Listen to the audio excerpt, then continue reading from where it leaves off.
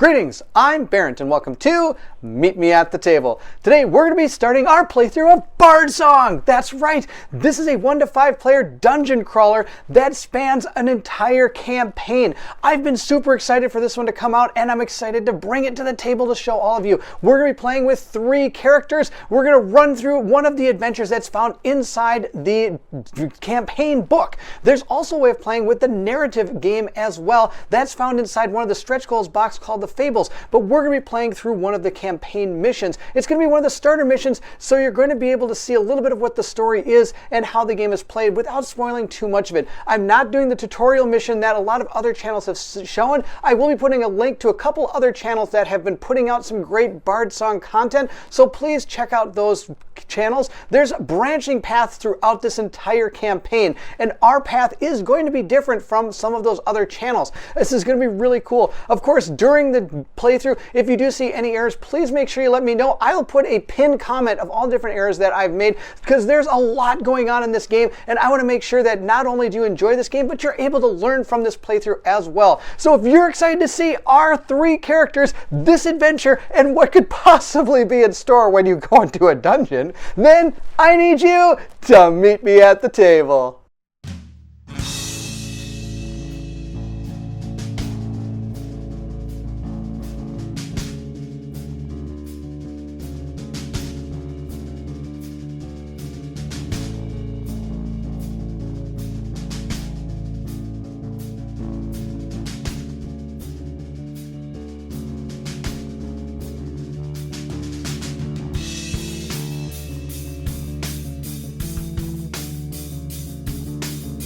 When setting up Bardsung, the first thing we're going to do is pick our characters. We're going to choose 3 different characters that we're going to play with. You could play with up to 5. If you ever play with less than 3, you're going to add in squire cards that are going to represent other heroes that are joining the fight, but they're not going to be fully flushed out heroes like this. And if you're ever playing just with a solo player, there's a second win card that is going to be used to represent the fact that this character's kind of got a lot of monsters and not very many actions. It gives that character an extra action. So you can play this game true solo if you want.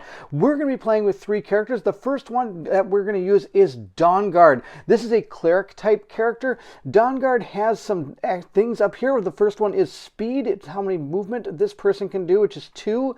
This is the modifier it's going to have when it gets attacked. It's going to use that modifier to protect itself. It has 5 health. Its attack modifier is 0. And in order to see if you critically hit the monster, it is going to be rolling a d6 and try to reach the target number of the monster. Here's an example of one of our enemies, the Brigand, and right here you notice this number here is its toughness. If our attack modifier is ever equal to or above the toughness, then we have critically hit the monster, and whatever action we're doing that has to do with damage, we're going to be using the critical hit thing. I'll show you right down here. For example, we've got Guiding Strike. You'll see how this all works during the playthrough. If we're ever able to hit our target number of our enemy, which is 9 for our Brigand, we're going to be doing the bottom one right here. Then we roll our attack modifier, and if, like I said, we get higher than that attack modifier of the enemy, then we're going to be doing our critical and we're going to be doing some extra things as well. So that's what you see on the card. Also, there's a special power down here called Savior. When this hero attack pushes an enemy out of the zone containing another hero, replenish 1 fate. Fate is used to perform some really special actions. Later on in the game, we'll see some of our characters are going to have symbols on our cards here that are going to have to be used with fate in order to use them. For example, our Steadfast card right here. I didn't realize this character had one. It does. If you want to use Steadfast, you have to use one of your fate tokens, and you only start with 3. If you had 4 characters, you'd have 4 and 5 for 5 characters, but since we're playing with 3, we only get the 3 fate tokens. Of course, we'll be able to gain them back based on some of the things we've done in the game. So if we are able to push one out of a square, we get a fate token back, which, say we use the Steadfast and then we decide to use something else that allows the character to be pushed, we'd get that fate token back. So you'll see those tokens going back and forth quite a bit. It's a really cool system to be able to use some really cool powers, but you can't use them all the time. It's pretty awesome. Next, we have our ability scores up here. They are strength, dexterity, wisdom, intelligence, constitution, and charisma. It's very similar to stuff you may have seen in some of the role-playing games that you may have played, but they use the same type of things here. These modifiers are going to enhance or dehance whatever you're attempting to do based on your character class. For example, if we use Guiding Strike as our attack, we're going to be using this stat, charisma. So our charisma, when we roll, is going to give us a +2. You're going to find that on the back of our character cards. This person gets +2 to charisma and +1 to this stat right here. I need to go grab a token. Here we are, we get +1, and these are double-sided, so as you go up in gaining experience points, you can use those to better up your skills if you wish to, or your stats, I should say. You can also get better skills too with experience as well, and we'll go over these in just a second. You do start out with weapons and shields or armor. This person happens to have a sun shield and a blessed mace. You can kind of tell because it's red, so it kind of goes with the character. Down here it says at the start of an encounter, place 3 devotion tokens on this card. This hero can spend devotion tokens in place of fate. Oh, that's really good. On top of that, they can use devotion tokens inside some of their skill cards right here. Each of these skill cards are going to do different things. Some are going to be abilities and some are going to be passive. Here's a passive power. You can tell by the symbol right down here. This is our Fear of God. When this hero makes an exploration action after placing enemies, place 1 enemy in the previous tile on the Bardsung symbol. So then you're not overwhelmed by a whole bunch of enemies. You can actually get that one out of here. We also start with Steadfast. This is the one that's going to use our symbol. We can use one of our tokens if we wish to as well. And those are found right here. I have a pool of 4 of them, and this one does say at the start of an encounter place 3. So I'm going to grab 3, I'll put another one back, but at some point this character may be able to gain 4. Maybe if they upgrade their shield, because everything in this game can upgrade as you go through it, which is pretty cool. Steadfast, then the hero or another hero on the same tile is going to gain this bonus right here, and it's really hard to see some of these symbols right here, but that's one of the harder things in the game, is realizing what all these little symbols mean. And it's not because there's a lot of them, it's just that they're really small and I'm old. This means pinned. So I'm able to pin somebody. A hero or another hero on the same tile can get pinned. What that means is in the initiative order track, I could choose to put a person in the same place as they were before. This is the attack that Dawnguard has. And we'll go through a lot of the other guys faster than this. This is the attack is melee. It uses a weapon. It uses our charisma in order to do our damage here, or see if we hit. Then this is what's going to do it when it hits. It's going to push and do a wound. If we get a critical, it's going to push, do a wound, and it's also going to give us something. Another symbol, I'm not actually sure what it is. I can't make it out. It's going to inspire us, so it's going to flip over one of our fate tokens. And then penance. When we completed our original prelude mission, which we're not doing, we're going to be doing the first mission of the game. I don't want to do the introductory mission. Instead, what we were able to do when we finished it, it basically taught you the game, which was really cool. We got 3 experience points, and you're able to do whatever you want with those 3 experience points. One of the things you can do is buy new skills. You could choose to level up skills. For example, if I wanted Fear of God to be more powerful, I could spend the 3 experience points and flip the card to make this a more powerful power. In the book, it does tell you at the end, after that adventure, that most likely you'll want to pick up this power for Dawnguard. So that's what I've done. It says place a devotion token in the same or adjacent zone to an enemies in the same zone as the token. Reduce their speed to 0. Discard this token at the start of the hero's next turn. So that's going to be able to stop monsters from coming into our squares, which will help quite a bit. I've also set this character up, I think, a little bit wrong. Most of the time, you're just supposed to put these over here and all your skills kind of laid out. But for recording purposes, it's a lot easier to do it in this fashion. So that's our Dawnguard. We're going to go over other 2 characters, and we'll be doing it a lot faster now that I've explained what a lot of these things you see already are. The next character we're going to use is Nightfeather. Nightfeather is a rogue type character with 3 speed, 1 resilience, 4 health, no attack modifier, but it does get a D6 for its damage modifier, which is going to be pretty cool. On top of that, very dexterous, has an extra intelligence point here. Here are the starting equipment, which is found on the back of the card, along with the +2 and +1. It shows us that we get our Raven's Talon and Crow's Murder. We also get our starting abilities, Piercing Strike, Taunt, and Swift Reaction. The asterisk here has to do with the tutorial, so I'm not too worried about it. On top of that, you're able to put all the rest of the cards in here, which is pretty cool. Here are all the different skills that you could learn from this character. When we're deciding to level up and we decide to buy skills, these are all the different skills we could choose from. It's a little bit overwhelming, and if that's not enough to make it overwhelming, you can also cross-class in this game. Instead of paying 3 experience to learn a new skill, you can spend 4 experience to cross-class into any other class and grab that skill. I bet you can find some really cool combos with that concept in mind. Here are all the different skills and abilities this person has. Throwing knives, it has Piercing Strike, it has Taunt, and Swift Reaction. Swift Reaction is going to be our passive power. When this hero makes an explore action and is placed on a current tile, they can dodge, which means they'll be able to move back a square or forward a square, wherever they want to go. We do have our throwing knives. This is going to be our one that's going to use one of our fate token. It's modified with dexterity. It's a attack And it's also, I think this is a range attack. Add +1 to the hero's attack range during this attack. So here you go, you get your +1 range here. So it can actually throw these knives, hence they're throwing knives. That's what those do. It has piercing strike, which again is going to be modified with dexterity. And it's a melee attack. If I hit, I get to dodge, so it actually doesn't do any damage. But if I crit, I do 2 damage and I get to dodge. But if I miss, I get to dodge as well. If the target is the only enemy in the zone, add +2 to the damage roll. So I do get a better chance of critting. So I get a d6 +2, which would be pretty cool. Then our last one, of course, is taunt, which is going to be the same type of stuff you see up here. But if I hit, I get to dodge. Critical, I get to hit and dodge as well. And if this attack hits after resolving the effect, the target can be placed in the same zone as this hero. So I could dodge and then move that character into my place. So now I'm by myself, and then I could hit him with this piercing strike and really do some damage. On top of that, Nightfall has a isolated target ability. If the hero critically hits an enemy that is only enemy in the zone, I get to replenish 1 faith. So that's kind of the combo you want to try with this character.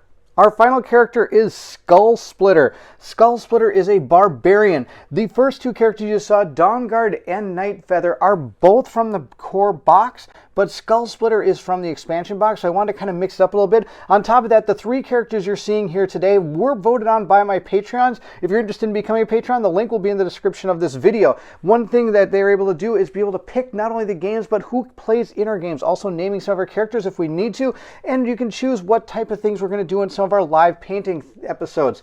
For example, we painted up Skull Splitter. He is right here and ready to go. I painted him up, and we were able to get him hopefully the colors that are there. I think he looks pretty sweet. I'll put him right there for right now. He's going to go on the board and look like that. But I do live painting videos that use our characters you are going to see in some of the games that are coming up, which you can watch, and Patreons help me decide what we're going to be painting, which is pretty sweet.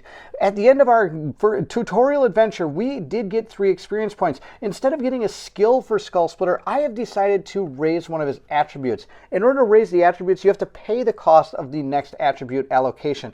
Since he already has a +2 in strength, we're going to raise it to 3 by paying our 3 experience points. If you want to raise one of these to 1, it would cost you 1. If you want to raise it to 2, it would cost you 2, but you have to already have the 1 there before you go to the 2. You can't just pay 4 and put that up to a 4. You have to buy it in the increments of what it is. Now, of course, that doesn't mean you have to pay 1 and that's the end for that time. If you had 4 experience points, you could boost this up to a 2 without any problem by paying 1 and then 2, which would be a total of 3 experience points. He does have 3 abilities down here, 2 awesome attacks and 1 passive power here. So I don't need to worry about really getting a new skill for him from what I could tell. Though he does, of course, have the same amount of skills everybody else does. If Skull Splitter makes an explore action, replenish 1 fate each time Skull Splitter suffers a wound in the following round. So, of course, a barbarian doesn't mind if he gets wounded. He has Frenzy, which is very similar to some of the other things you've seen. He's going to be using his strength, so I'm going to be getting +3 to my attack. Remember, I want to hit with this guy, and I want to hit like a truck. That's going to be the plan. I can do damage, and I do double damage if I critically hit. He has 2 speed, no armor bonus, no attack bonus, but he will be getting his +3 when he uses his skills. He rolls a d10 to see if he can actually critically hit an enemy. That's amazing. And 7 health, which is absolutely out of control, probably some of the highest health in the game. During their turn, Skull Splitter can suffer wound to ignore the ability's fate cost. So if I want to, I could take a damage in order to use Frenzy. Unbelievable. This guy, I think, is going to be a ton of fun. Now that we have those characters all set up, we're going to place down our potion tokens. These are 3 potion tokens. If your character ever takes enough damage to die, instead of dying, you're going to flip one of these potion tokens. That person comes back, removes all damage and status effects, and continues the battle. In order to lose, well, I'd say in order to lose, but one way to lose is if we don't have any of these potions and somebody dies, that's it. And since it's a co-op game, if you lose one character, that is it. You are done. You've got to start. You have lost the encounter or the actual mission you're playing on. We do have toolkits. These are going to be used for different things during the game. One of them potentially could be looking for secret doors and things of that nature. This is firewood, where we're going to be able to build camp and potentially heal some of our characters if we have if we're actually in a tile where we can actually do that. Then we have our charm tokens, which are here. These we can use to flip over to reset all of our fate tokens if we need to. Right now we start with 3 fate tokens, and as we use them, we're going to flip these tokens back and forth, and hopefully we'll be able to get some back as we use them. If we're ever out of fate tokens, we really want to use one, we could use one of our charm tokens to flip those over. You can reflip these over by paying gold at the end of the adventure during the buy phase of the intermission, I guess you could say, between the different missions you're doing. Over here we have our decks of cards.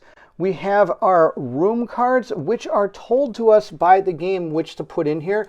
We have rooms 1 through 13, and during the game we're going to be told potentially to remove some of these or add other ones into them. It's kind of a cool way to advance the way the deck is set up. This is our treasure deck. We have these are corridor cards. In the game, from what I understand, you shuffle the entire deck of corridor cards. I have not shuffled it yet. As you can see, they're all still right in order. But when we get to the game, we will actually be shuffling this up. These are the monster AI cards. We're not going to be drawing these. Each monster is going to have a specific card that you're going to pull out of here, and that's going to be the actions that they're going to be doing. For example, if we look again at the Brigand, it's got this symbol down here. So you would look through your deck and find that symbol, and it's going to be probably the very first one or close to it. It's going to be right here. It would have ferocious. So there's our symbol. So this is the actions that enemy is going to carry out during the game. And each one could have its own, or it could have multiple that you're going to have to deal with while they're going to activate. Here are wound cards. You're going to take these if you get wounded. If you take a serious wound, you're going to flip it over and take the serious wound and have to deal with this. Some serious wound cards have these TN numbers. These are, and it's referenced in the book as TN, target numbers. A lot of these numbers are called target numbers. And you can use, at the beginning of your turn, a roll against the target number to be able to flip these back over, or some of them are going to have actual timers on them where you're going to have to deal with that for a certain amount of time based on what the card says. Then we have 2 different cards here. One is our Aspect Battle deck, and the other one is our Aspect Challenge deck. And these will be drawn based on whatever our cards are telling us to put out there. These are going to be more like events that you're going to have to deal with. And again, these are set up from going from C1 to 8.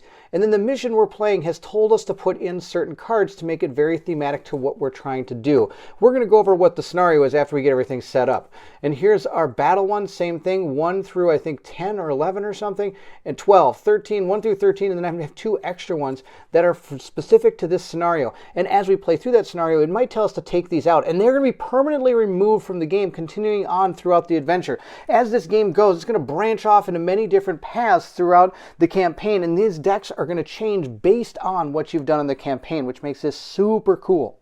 The last thing we're going to do for the setup of this mission, which I will get to shortly, is we place down our characters in the starting tile here. We're going to place them all on this area right here where the stairs are. This game actually does have different sectors of the tile. It all looks like one tile. I know it's kind of a little disorientating. Here is our Dawn Guard. I have painted the character up like this. It's all this person's all set to go.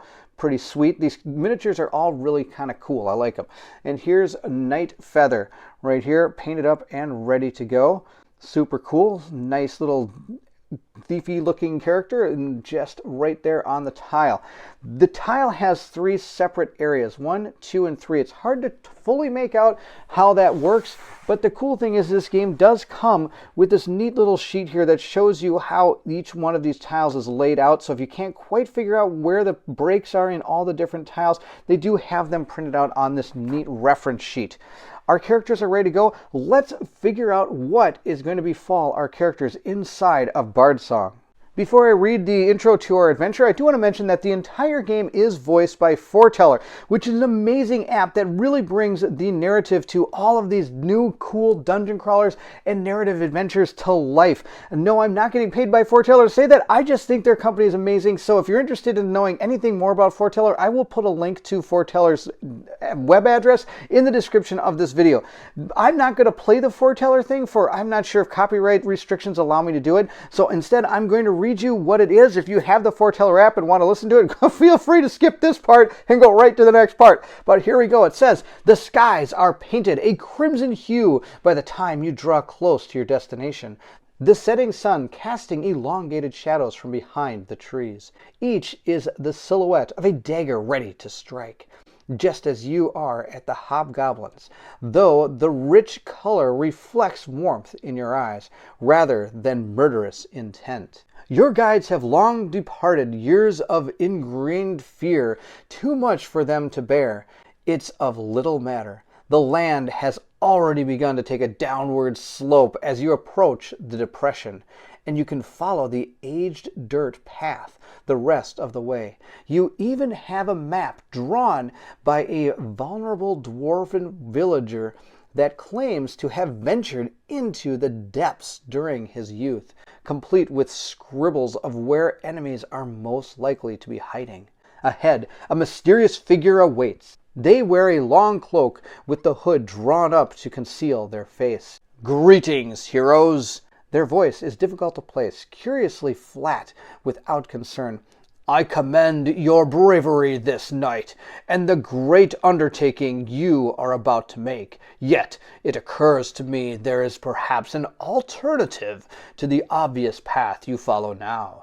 Your enemies will doubtless have posted guards where they are encamped. Are you so eager to see their steel bard?" The stranger gestures to a trail that departs from your current path, the stony gravel far older than the dirt you stand upon now. You notice their protruding finger is skeletal thin and extremely pale. "Another route lies upon the stone paths yonder, and amongst the ruins. Such passages might even yield precious treasures the fiends are yet to uncover. Surely such wonders might allow you the upper hand against them when you hunt them to their lair." Their piece said, the mysterious stranger abruptly departs, gliding down the path they indicated. "I shall await you at the bottom, brave heroes. I suspect you and I shall become well acquainted this evening." You are now faced with your first choice. If you want to investigate the ruins and see if there's any truth to the stranger's claim, progress to Chapter 1. If you prefer to remain on the trail and hope the hobgoblins lead you to their captives, progress to Chapter 2. So here's the deal. I know that many of the playthroughs are probably going to do Chapter 1, so we're going to check out Chapter 2 just to make it different in case you're looking for other examples of how this game is played and what you can have in store for you. I do want you to know that this is a campaign game, so if you're doing Chapter 1 or Chapter 2 and you watch any of it, there could potentially be spoilers for you going forward. I just want that to be clear, though this is a huge book with a huge narrative going on inside it, so I don't think going through just one chapter is going to probably ruin the entire adventure for you, but I just wanted you to know that that is a possibility. Chapter 2, Hobgoblin Encampment. Despite the stranger's tempting words, you refuse to allow the hobgoblins to inflict yet more suffering upon the good townsfolk.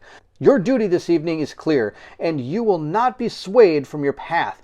The only way this region can ever be safe is if you can seek out the creature's lair and tear this menace out by its roots. It's laughably easy for you to track your quarry. Hobgoblins are not considerate or stealthy creatures by nature, preferring brutality and force of arms to lead the way and spread fear before them. The bandits have left a trail of carnage behind them, discarded and bloodied possessions, slaughtered carcasses, and the stench of sweat and rotten flesh that surrounds every hobgoblin from birth until death. Before too long, it becomes obvious the path is not some meandering wave of chaos, but one with a deliberate destination as the ground beneath your feet continues to slope downwards, and the rough path leads to a tunnel choked by detritus. You realize that despite ignoring the stranger's words, your choice has still led to the threshold of the ancient forge. Clearly, fate had this destination in mind for you regardless. The next thing we're going to see is, again, how we're supposed to set up this adventure. So the card decks are going to change based on what we decided to do and what we've done in the past. For example, we have new cards to add to our challenge aspect deck. I kind of showed those off a little bit during the setup, but these are going to be added to the 1 through, I believe, 12 or 10 or 13 that we already have placed there. And if any cards are listed here that you can't find, you may have already added those to the decks. So don't be alarmed if a card here is not where it's supposed to be. Something in the game may have already triggered it to be in another place. Battle aspect decks, we're going to grab those 2 cards, add them to it. Then the Lost Treasure deck, we're going to retrieve the top 4 cards out of that huge deck and place them aside. This is going to be our lost treasure deck. So we have our 4 treasures, and we hopefully are going to come across them as we go through this dungeon. As we progress through this adventure, we're going to be gaining experience points based on the encounters we complete and the treasures we find. So we want to find some treasure, we want to complete some encounters, and we want to also complete the chapter to gain as much experience as we can so we can level up our characters and gain some new skills and hopefully advance our attributes a little bit. The only thing I have left to show you is this mess of a map that we got from the dwarf. All the adventures look like this, and they were a little confusing at first when I started dealing with them, but I eventually kind of figured it out. So each of these symbols inside of these triangles are going to be the type of adventure or you're going to go on. For example, these are your simple dungeon delves. You're going to go from the southernmost point of the board and try to get out through the north part of the board. That's how this works. Down here are going to be scripted type of encounters. That's what this is. And there are going to be other ones other than these 2 that you see on this map as you continue through the campaign. I think there's like 6 or 7 different types of ways that the encounters are going to play out, or at least the board and monsters are going to hit. On top of that, you're going to see 2A, 2C, 2B, 2D. Those are just telling you that that's the different types of ones that you're going to, these are the different, are just signaling that these are different nodes. This staircase up there is where you're going to start. This shows you how many treasures are going to be inside of that node. Also, there's going to be scripted moments as well as you go. So say we get done with this one, we're going to read, we could decide to go this way and read 300, or we could go this way and read 272. It's up to us. But these arrowed paths mean we cannot go back this way once we go that way. Though, if we go down this path, we could go back up here because there isn't an arrow in either one of these directions. But down here, you're going to see this is the ending. So we're not going to be able to go anywhere else, unless, of course, the game tells us we can. I have no idea what could possibly be happening.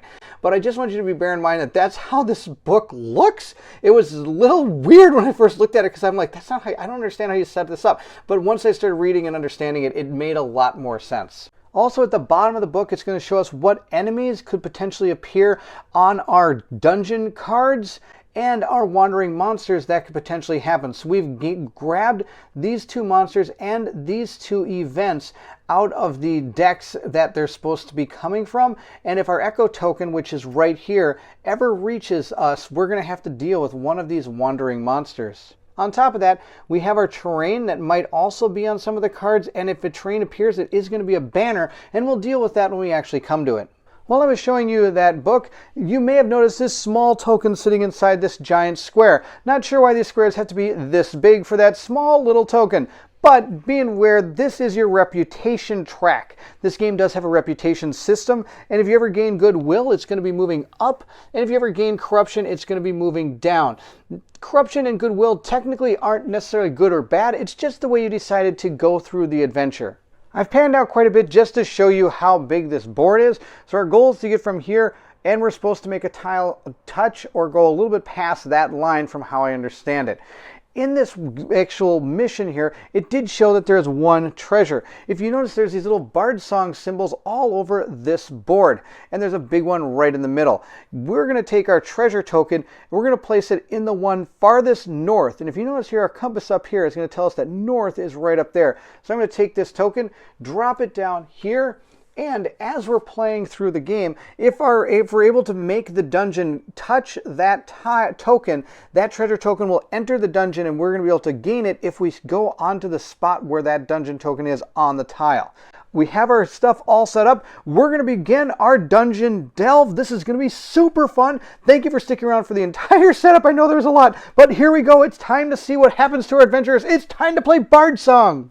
To start, we're going to take all 3 of our initiative cards, flip them over and shuffle them up. Oh, they're all different, the same color on the other side. See, this is a little problem here.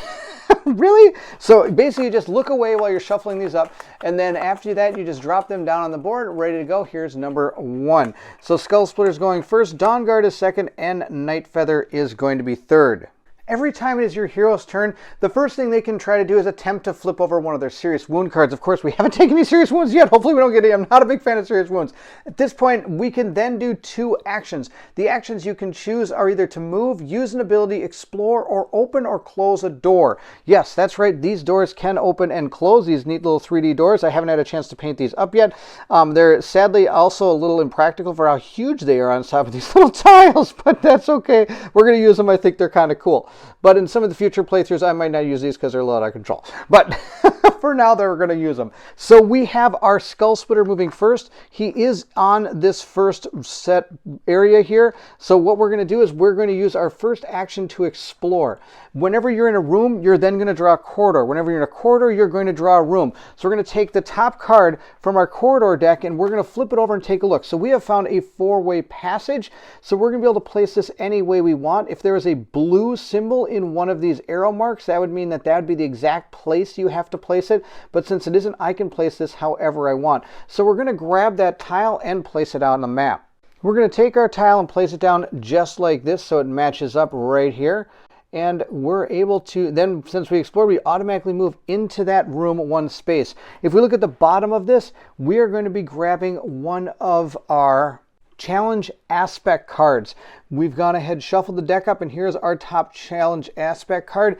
It said, Frightened Traitor. You see a traitor, the type of mercenary soul that cares little for the buyer. He looks worried. Has your reputation preceded you? If the reputation track shows 2 or more corruption, replenish a healing potion, firewood, or toolkit token. If the reputation track shows less than 2 corruption, the heroes can spend 10 gold to replenish the healing potion, firewood, or tool token. That's kind of funny. Return this card to the vault. The vault means that this card is going back to the box. It may come out again in future missions, but for this mission we're doing, or any future missions that don't ask for this card is now completely gone from that deck. With our first action completed, I'm going to use our second action and just move right over there, and that'll be it. And I lied. If we look at our tile, this is why some of the tiles are weird. This is the only thing separating the 2 different zones of this tile. So this is all considered one zone and a second zone. So for my second action, I could either, I'm going to move over to here. Remember, our goal is kind of up over there. I want to get that treasure. So I think if we go up, we'll find our next room up here and then hopefully continue down that way. At least that'll be our plan. We'll see if it happens. I'm going to put this card to the side. We don't mind to worry about that one. Dawn Guard is our next person to go.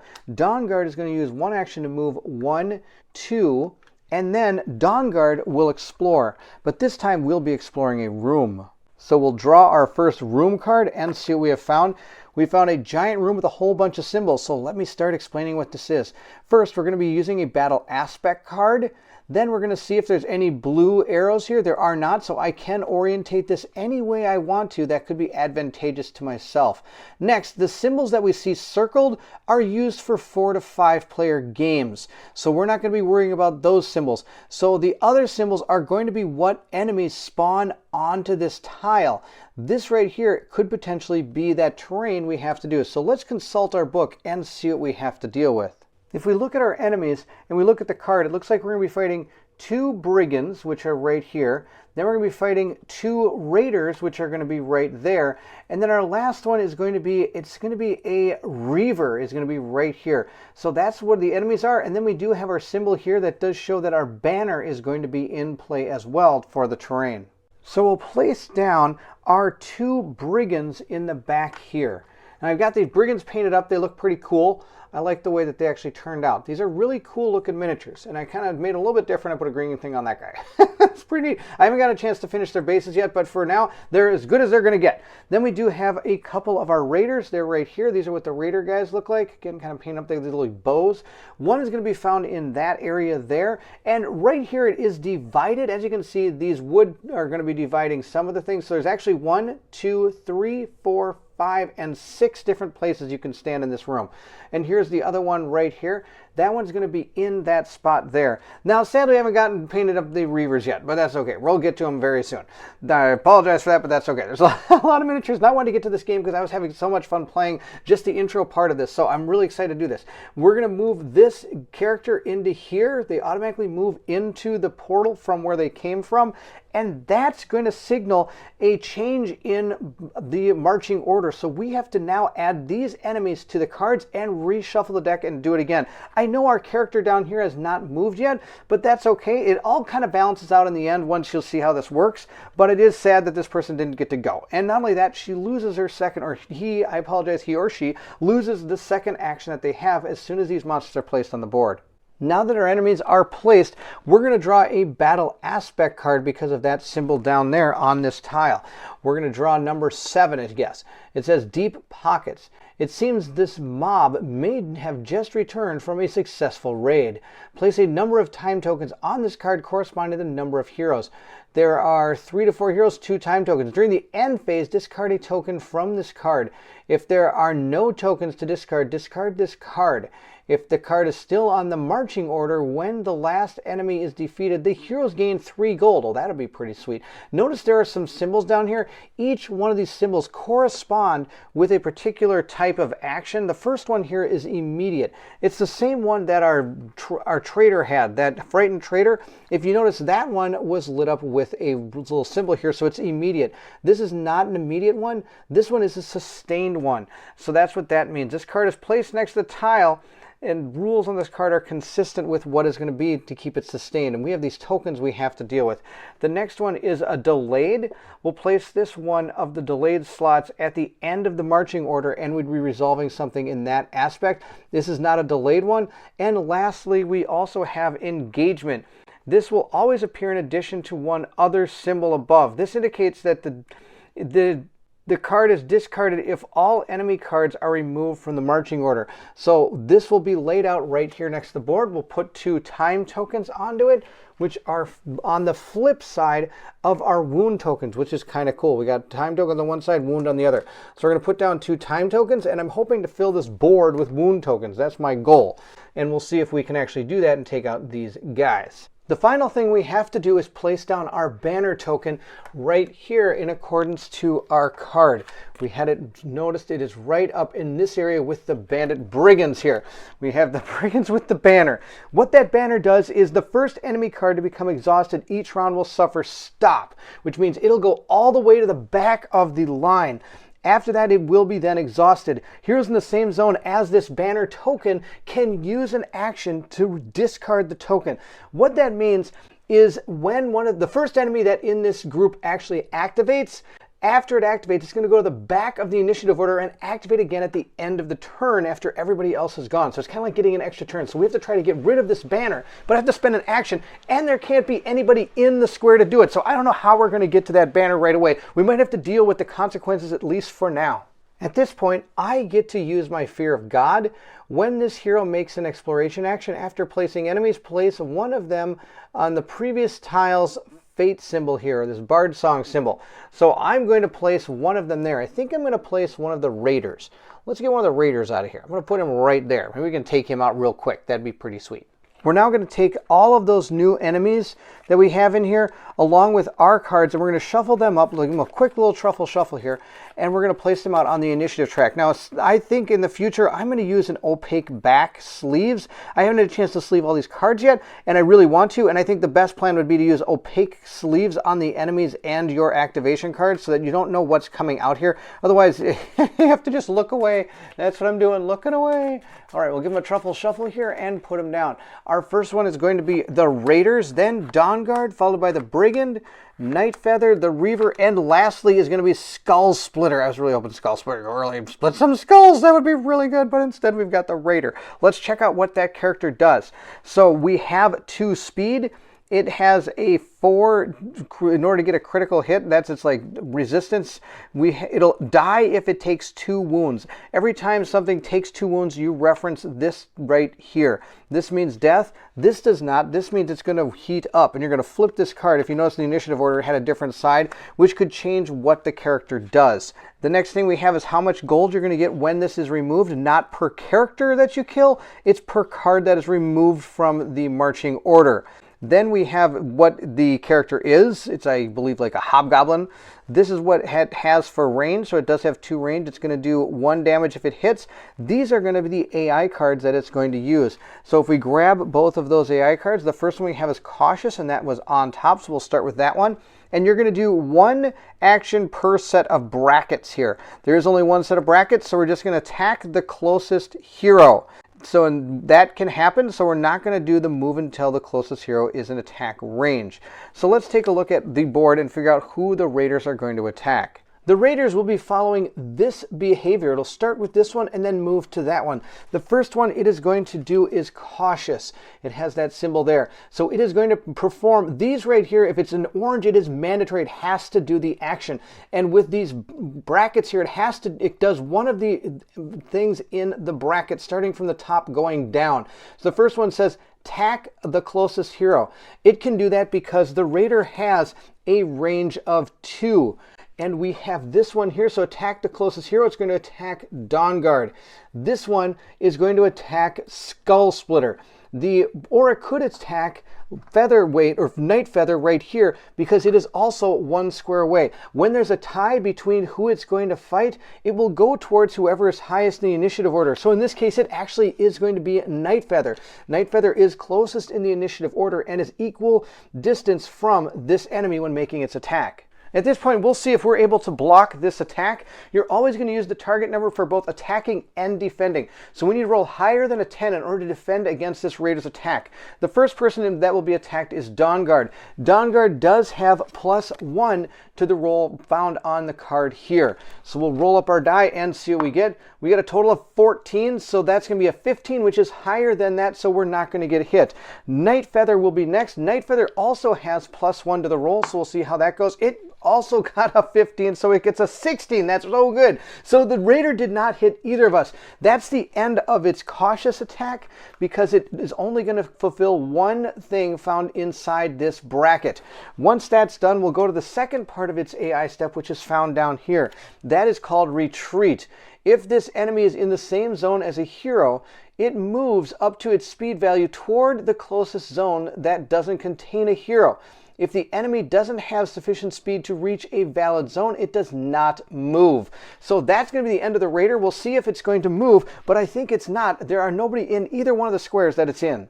And as you can see, I was right. There's nobody in his zone and nobody in his zone, and when it comes to being heroes. So these are not going to do any type of retreat. We'll move to the next character. The next character in initiative order is Dawnguard. The first thing Dawnguard is going to do is Dawnguard is going to use Steadfast. This hero or another hero on the same tile gains pinned. I'm going to use one of our fate tokens here to become pinned. This is an ability here.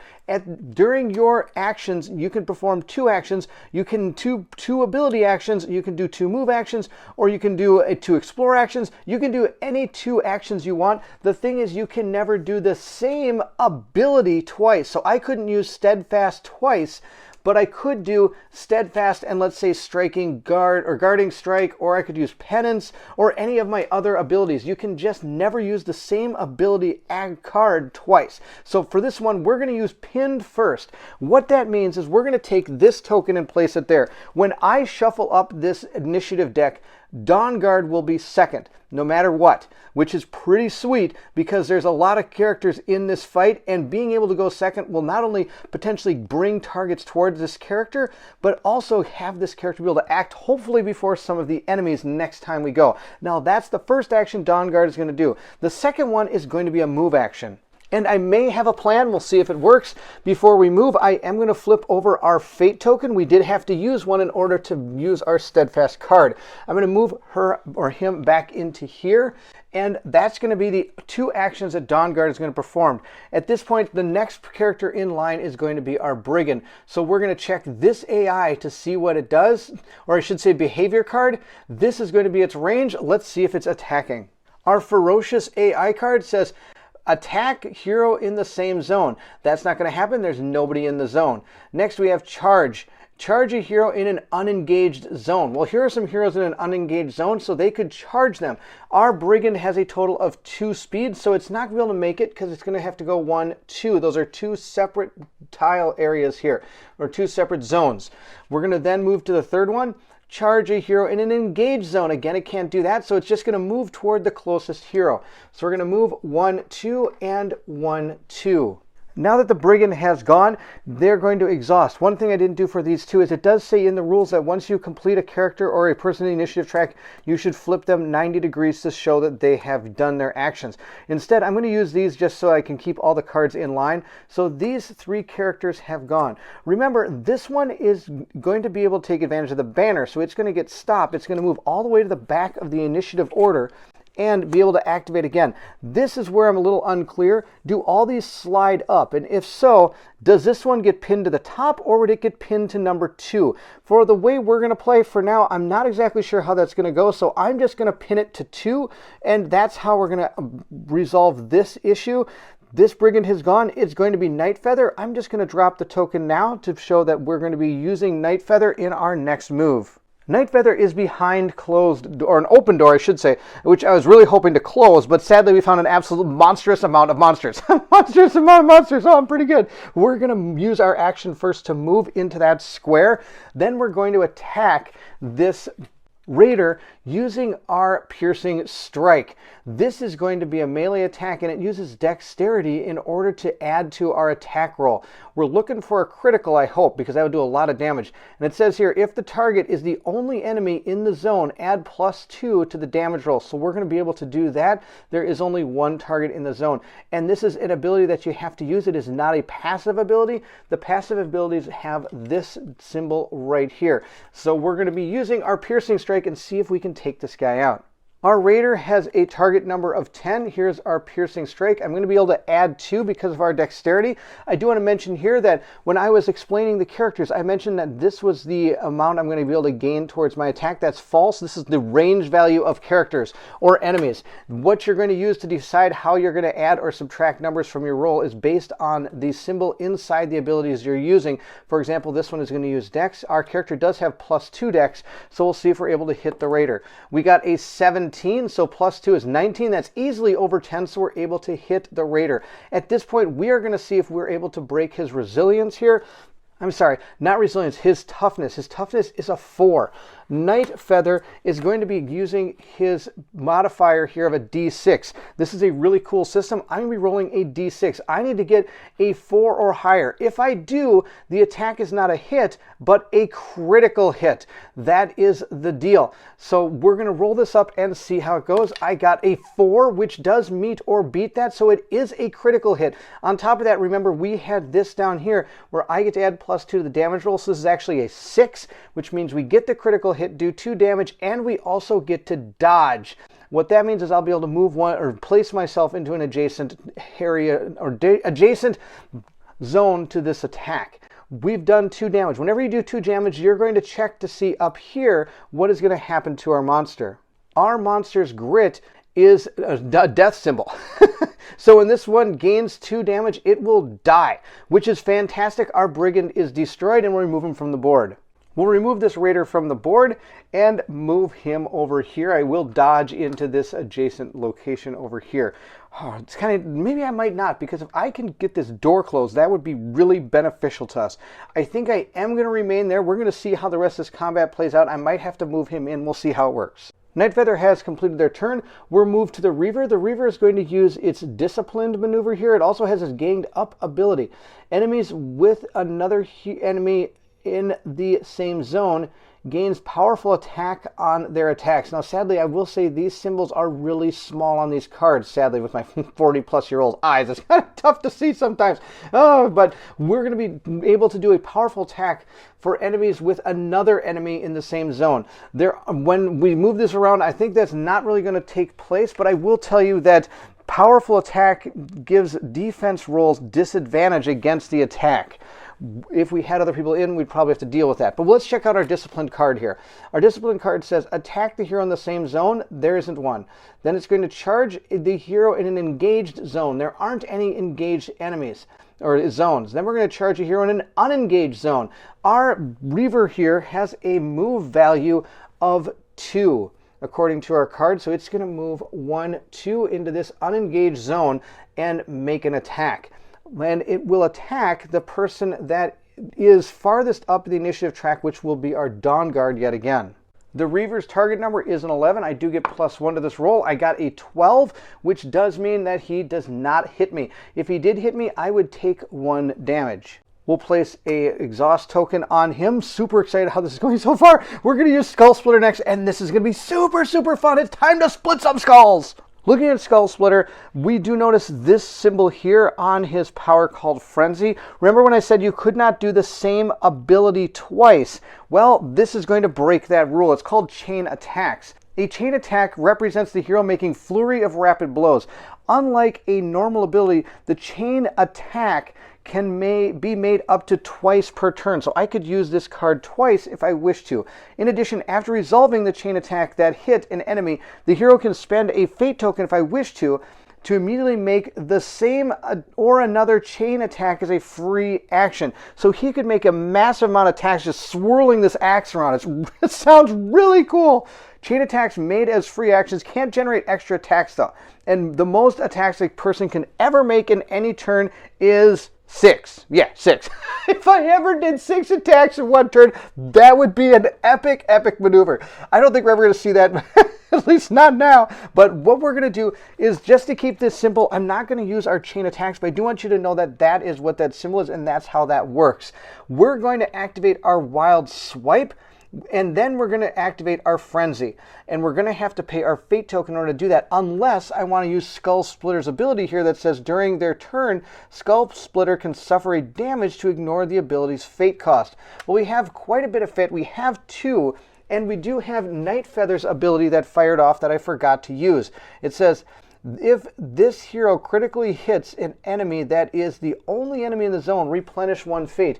We did do that. We took out a raider, so I am going to take our exhausted fate token and flip it back over, but then I'm going to flip it right back over because we're going to use it to do our frenzy attack. Let's see how this all goes. Our Reaver has a target number of 11. Remember, we were able to boost up Skull Splitter's strength to a 3, and this uses strength to see if it's able to do a hit. So roll this up. I got a 17, so that's a 20. It's not a natural 20. It's what they call a dirty 20, I guess. But if you're able to get actually a natural 20 when you make the attack, that's an auto-critical wound. You don't even have to roll to see if you're able to critically hit them. But that, alas, did not happen. We got a 17 plus 3 is a 20. At this point, we will check to see Skull Splitter's damage modifier, and he's going to be rolling a D10, which is absolutely out of control. Talk about splitting skulls. This guy's a monster. I need to get a 4 or higher in order to critically hit him. I got an 8. So that means our critical hit is going to go off, which means we have done 2 damage. If we look here, the grit for this character is going to mean that we are going to flip his card to the other side, which is going to change how this monster fully reacts. It's going to be, I believe it's called Fired Up or something to that nature. Again, we keep the same 2 and the same, what is it, the endurance here. Then next here is our grit is going to be killing him, and if we remove him from the board, we gain 2 gold. Also, if you notice, his hit has changed to a serious wound as opposed to just doing actual wounds. And his modifier has changed. There's a lot of really cool things that happen when you're fighting these monsters. But hopefully we just see a dead monster here, because we are going to move into our next attack, which is going to use our Frenzy ability.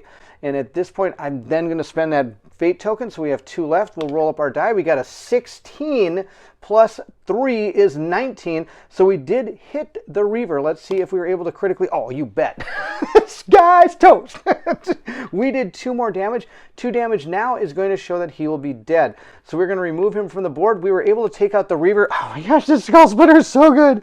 Having defeated the Reaver will give us 2 gold. I'll place that with Skull Splitter, though it's a pool of gold from what I understand. You can use it to replenish some of the tokens that you get in this game. Also, later in the game, you might be using it to potentially upgrade items or something of that nature. I don't know if that is the case. I haven't played anything more than the tutorial, but I do know that the normal rules for gold is going to be to power up these tokens. So, for example, if we used one of these tokens, we could spend our gold to replenish, for example, our healing potions or our toolkits or things of that nature. That's the end for Skull Splitter. We will exhaust him, and at this point we have our Raider again that is going to attack. And again, the Raider will use his cautious attack, which means he will attack the closest hero. Oh, well, that's going to be Dawnguard yet again, because she's up here and she is the closest hero to the only Raider left on the board. Seeing here, our Raider is back there and 2 squares away, so it will attack Dawnguard, being closer in the initiative order. We need a 10 in order to block this attack. We got a 7. We get to add 1 as 8. That's not quite enough. So we're going to take one of our wound cards and give it to Dawnguard. Dawnguard has a total health value of 5. Once we take 5 damage, we would be defeated. Of course, we would be using a healing potion then in order to bring that character back so that we don't fail the mission. At this point, we have done every action with everybody we can. Everybody is exhausted. We'll move into the end step. This means we'll start by checking to see if there are any condition tokens for the heroes or enemies. There aren't any in this particular case. Resolve any delayed aspect cards at the end of the marching order, moving left to right. From what I understand, let me just check our Deep Pockets card here and see what it says here. During the end phase, discard a token from this card. If there are no tokens to discard, discard this card. So at this point, we will discard one of our tokens. There's only 1 token left. Then we will go to make an event roll. There are 2 things that could happen during this event roll. First, if there's any dangerous terrain or hazardous terrain on the map, it would activate on a roll of 6. You're rolling a d6, by the way. And if I get a 1 or 2, I fail what is technically called the event roll. And if that happens, the echo token that is off the board at this point will then be placed onto the board, and after that, it would, if you roll it again, it would move 1 full area towards the closest hero on the map. Areas are basically any place that is in between unlocked doors. So this entire thing here is considered an area at this point. If I were to close this door, which is what I've been trying to do, but I keep having to deal with these monsters, if that would be this area, and then there'd be a second area up here. So we want to try to keep as many areas between us and this echo token that we can. Let's go ahead, roll up our event roll, and see what happens. We got a 2, so that is Bad News City. We are going to place our echo token into the dungeon. The first time you do fail the roll, it goes right onto the starting tile. If I fail it again, it will move 1 area towards the closest hero. Once that's completed, we are going to shuffle up the initiative order. And again, I'm not sure if Dawnguard should be second or first. That is a really weird rule here based on that stop mechanic from the banner. I'm going to leave it second. Please let me know what you think in the comments below. I could go either way on this one, that these slide up or down, but I don't think it says anything about anything sliding around. It just says it moves to the back, so I still think that person will be second. That's the way I'm going to play it. We'll shuffle these up and, of course, not look and get some card protectors in the next video so that I don't ever see what these are. Though the problem is some of those characters do flip over back and forth. All right, our first person to go is going to be our Raiders again. Then Nightfeather, Skull Splitter, and finally our Brigands are going to go third. So let's start with our Raiders and see what they can do. Good news, there's only 1 on the board. Good news, we know what it's going to do because it's going to do the same thing it did at the very end of the last turn. It's going to fire at Dawnguard right there. We'll see if we can block the attack. We got a 6 plus 1 is 7. That again is not a block for Dawnguard. I'm going to take another wound. We're at 2 out of 5. The Raider is finished. Before I exhaust him, I do want to talk about this. This means this character has physical vulnerability. I should have been rolling with advantage against the Raider when making physical attacks. So when Nightfeather did make that attack, I should have been rolling with advantage, meaning I get to roll 2 20-siders, not 1.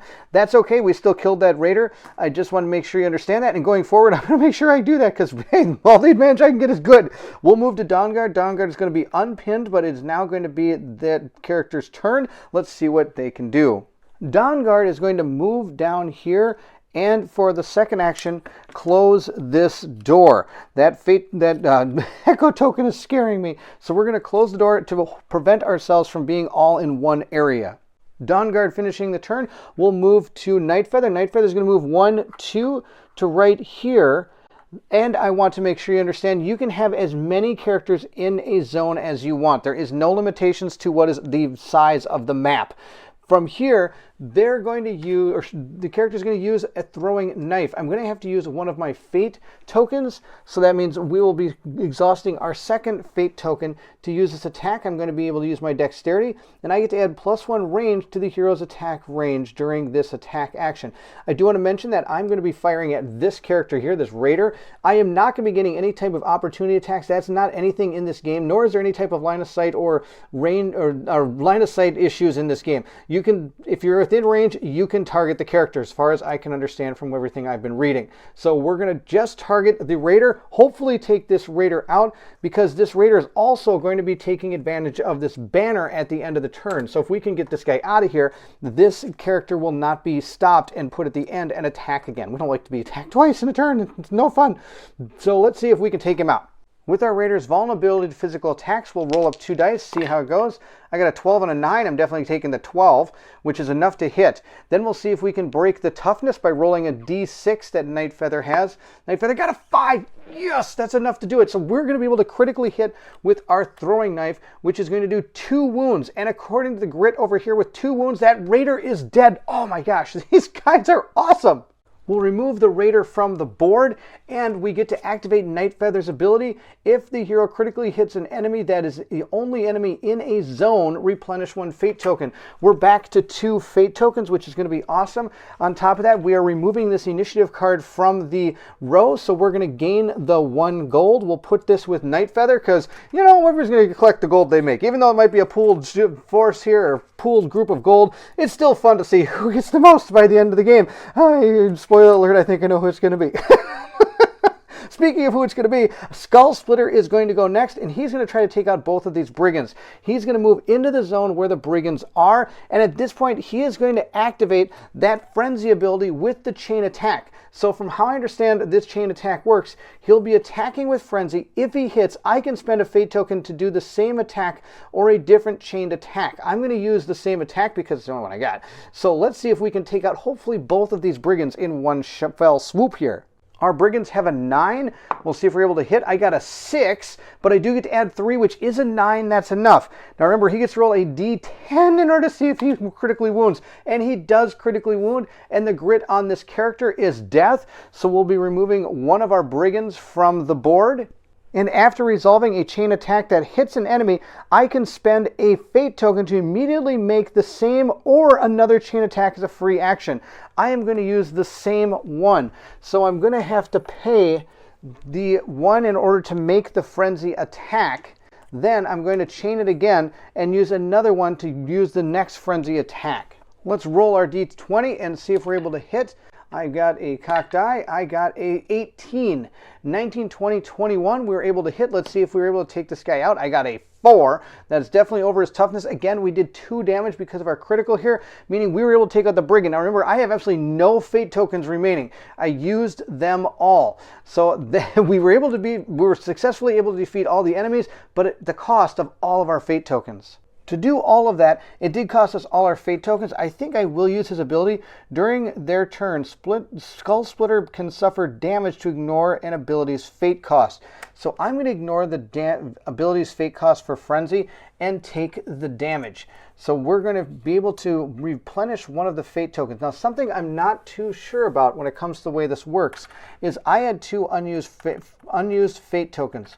I used 1 to activate the Frenzy ability. once that hit, I chose to use the chain attack and use the second one to activate, again, the frenzy ability in order to attack with the chain attack. I'm not sure if I have to pay this cost on the frenzy card in order to, on top of paying for the chain attack, being able to do the free attack. I'm going to say not. Please let me know what you think in the comments below. And if so, I would have probably just taken another damage. So if all said and done, if I make it through this just barely and should have probably and had 6 damage on this character, we might have to revisit this. But for what we're going to do now, I'm going to be able to keep one of my fate tokens up and just take the damage on the second activate or the first activation of frenzy, so that when I spent my second token, I could use the fate token from there to use the chain attack. I hope all that made sense. Removing our Brigand card from the board does give us 1 gold. Skull Splitter has 3 now. On top of that, if we look at our Deep Pockets card here, it does say if this card is still on the marching order when the last enemy is defeated, the heroes gain 3 gold. We are rolling in gold. I'm going to grab 3 more gold, and this time, you know what? I'm going to give it to Dawnguard just because Dawnguard took the most damage. And besides, then everybody's got some gold and everybody's happy. Everybody having completed their turn will go to the end step. The only thing to do on the end step is to roll our die. Let's roll it up. I got a 2. See, I'm super glad I shut that door. We're going to take a moment and talk about our Echo token here. Our Echo token, when I rolled the first time, this is a little confusing and it kind of threw me for a loop for a second there. The way this works is this, like I said, it has to do with areas. So when the first time I rolled it, I placed it in the starting area here. At that point, these doors were still open. So this was connecting all of these together to make one area. When I rolled that first fail on the event roll, I should have activated our Echo token because it is technically all in line with this same area here. If you ever shut the door, the first time that it's placed, it wouldn't activate because now it's in this area and not in this area up here. Now I rolled again, so now it would come through into this area, though I did make a mistake by the fact that when this door was originally opened and I placed this token here for my first failed roll, at that point, this Echo token should have activated and we should have rolled to see what comes into this area here to either attack us or help us or who knows. But that should have happened while there were still enemies on the board, making it potentially a more tough encounter. So I apologize that I made that play incorrectly. At this point, we are going to activate this token, though. The door is still going to remain shut, but just bear in mind that this should activate the minute that it comes in contact with any full area. So if none of these doors are closed, it would have automatically triggered in this area, most likely affecting this character here because it would affect the closest character to the point where the Echo token originated. Just want you to know that that's how it goes. For our purposes here, we've moved way past that, and I apologize for missing how exactly that token works, but I hope I was able to explain it a little bit better here. We're going to see what spawns now, since this Echo token is going to be into our area, and the person it's going to affect is going to be Dawnguard, since it's the closest to where this Echo token is coming from. According to our adventure book, we have 4 cards that are part of our wandering monsters. You're supposed to mix them up and grab one at random, but as you can see some of the back of these cards. Again, I need to get maybe some type of opaque card protectors, and then I wouldn't know what any of these are. Of course, even though they are flipped double-sided, I could just slide them out of their sleeves and use them. I don't think it'd be that big of a deal. For this particular encounter, I'm going to just roll a d4 since I've got one. This is pretty awesome. I've got all the different kinds of dice. So rolled up and see we got a 3, which is going to be this card right here.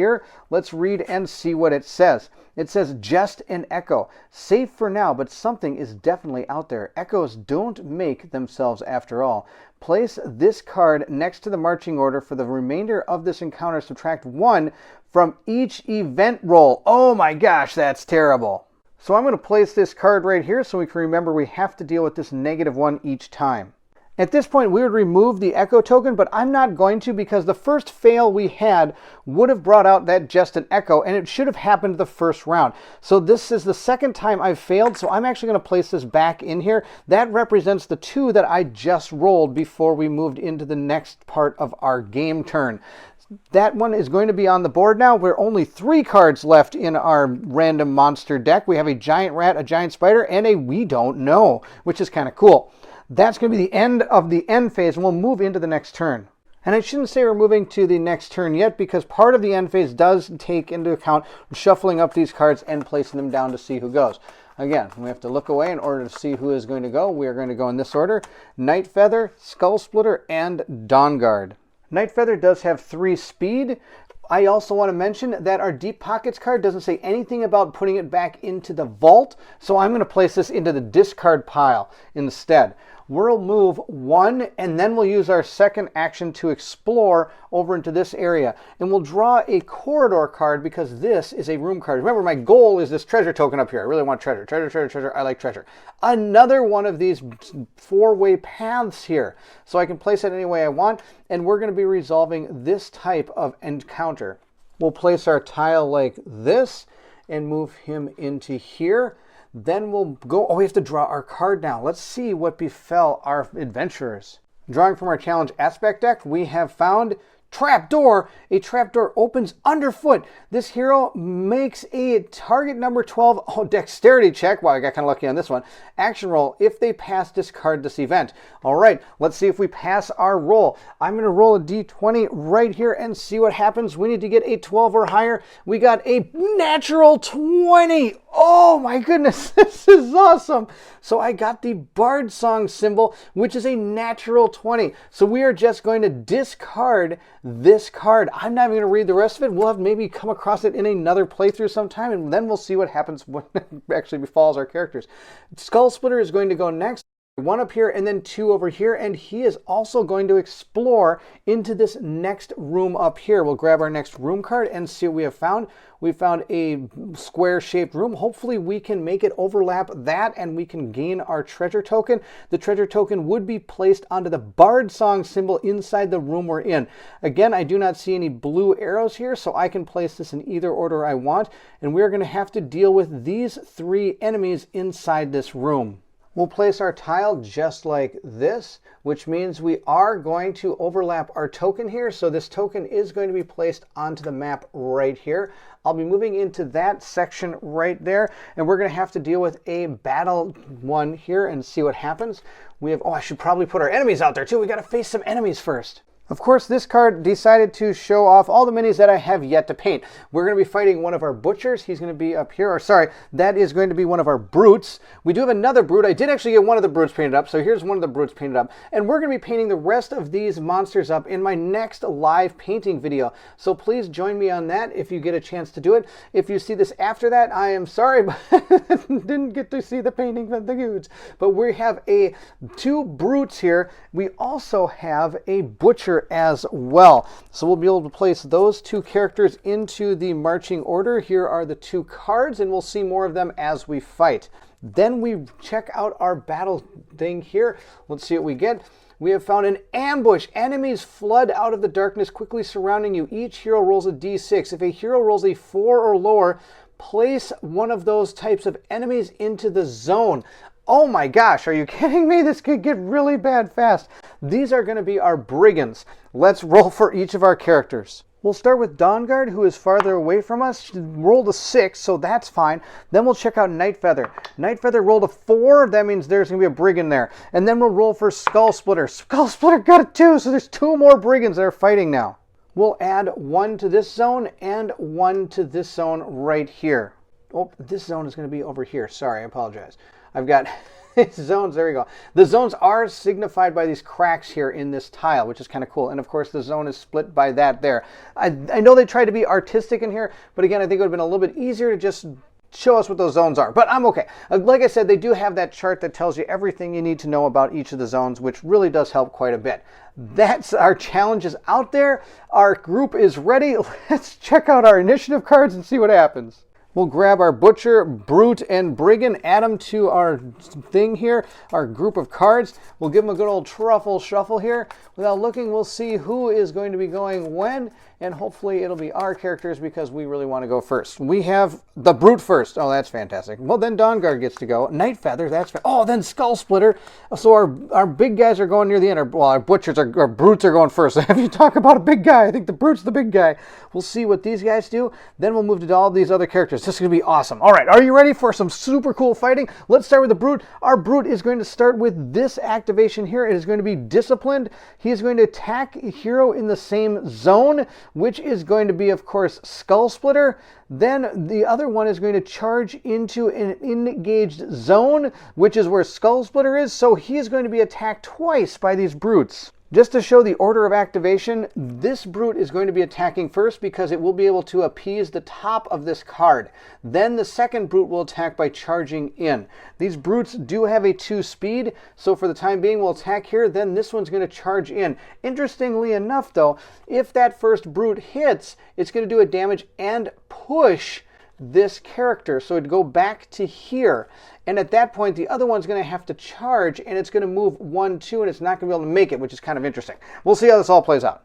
Now, our Brute's target number is 8, so there's a pretty good chance I might actually... Nope, I got a 7. And I don't have any way to block this, because he doesn't have anything to help him in his defense rolls. So he is going to take 1 damage and get pushed. So we'll grab our card, give it to our Skull Splitter, and then we're going to be pushed 1 square. Skull Splitter now has 2 damage, and right here during the, right here, warming up. Let's take a look at warming up. I think this is going to activate. If Skull Splitter makes an explore action, replenish 1 of the fate each time Skull Splitter suffers wounds in the following round. So I do get to replenish 1 of my fate tokens because I did suffer damage in the following round, and we're going to push him now. When deciding where to push Skull Splitter from this attack, I said I was going to push him here. There is a rule, though, that does say that you should always do what is most advantageous to the monsters if you're doing something for the monsters. So I'm going to push him here. That way it's in his square, and this Brute can still charge in and attack him. Our target number, again, is an 8. Let's see how we do. I got a 17. I don't get to add anything, so we were able to block that second attack. So on a miss, he is going to push him yet again, and I believe he's going to push him back into here because that'd be advantageous for that Brigand. Interestingly enough, you're going to notice there's still a banner token on the board. I have yet to remove this banner token, which might have been something I should have done. This banner token, from what I understand, does not count as just being part of in this zone. It counts for the whole map. So this Brute is going to gain stop and be put at the end again in the initiative order, meaning these 2 Brutes will activate once everybody else is done. Dawnguard is next. Dawnguard is just going to move twice. 1, 2, 1, 2. I could pin Dawnguard to the board, but then I would only be able to move 1, 2. I need to really get Dawnguard catching up here because we got a lot going on those tiles, and Dawnguard's really out of the battle right now. Nightfeather is next. Nightfeather, I think, is going to just stab the person right in front here and then use a throwing knife maybe to take out or at least wound one of these other enemies here. Our Brigand's target number is 9, so I need to get a 9 in order to hit this guy. I got a 9, plus I get to add 2, so that's 11. Our Piercing Strike does get to roll a d6 to see if we're able to do some critical damage to it. It got a 2. Its toughness is a 4, so I did not do it. Lucky for me, though, if we read here, it says, if the target is the only enemy in the zone, add +2 to the damage roll. So we did do the 4, so we did the 2 damage. We were able to take out one of the Brigands. We'll remove this one from the board, and at this point, I get to replenish 1 of my fate tokens because I was able to critically hit a single enemy in the room. This guy is awesome at getting back these tokens, which is really good because Skull Splitter's really good at using them. I'm going to sadly use one now with my throwing knife. I think that's going to be my best plan here. I'm going to use my throwing knife, and I'm going to target that Brute. Well, the Brute's only attack at an 8. Well, the Brigand's only attack at a 9. I don't know which one's worse. But if I can get the Brigands off the board, that means that's 1 card that's off the board. Maybe it's better to take out cards than to actually damage some of these guys. I don't know what to do. I think we're going to attack the Brute. Let's go ahead and see what we can do. The Brute's target number is 8, which it doesn't seem too bad. The problem is this symbol up here means that, remember the other people that had vulnerability to melee attacks or physical attacks? This one has resistance to physical attacks, so I have to actually roll at disadvantage. So I'm going to be rolling 2 dice, and I have to take the worst one. So we're going to roll these up. I got a 13 and a 9. Both do hit, so I do 1 damage potentially, according to my throwing knife here. Well, actually, I've done 1. Then we're going to see if we can critically hit. I need a 6. This is going to be out of control.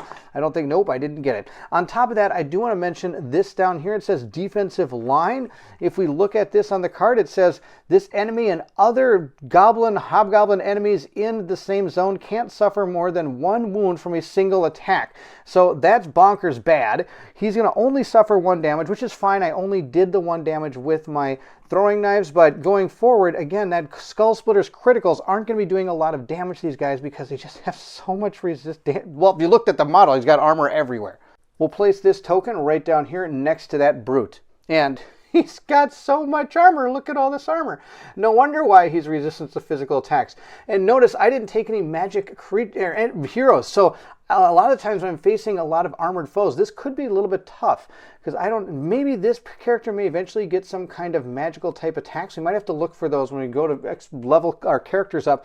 Or maybe this might get a magical attack. Who knows? Who knows? Maybe his axe might turn magical. Night Feather is done. We'll move over to Skull Splitter. There's a few options I have with Skull Splitter. One, I could just split some skulls. I could just attack these guys. The second action I have, or an idea I could have, is I could move into that square if I want to. In order to do that, I have to do a parting blow from the enemies in this square. The way that works is I have to roll against the target number of the highest one here. So it would be the Brigand of 9. If I'm able to beat the 9, I'm able to move. Otherwise, they're going to block that movement and not allow me to get out of there.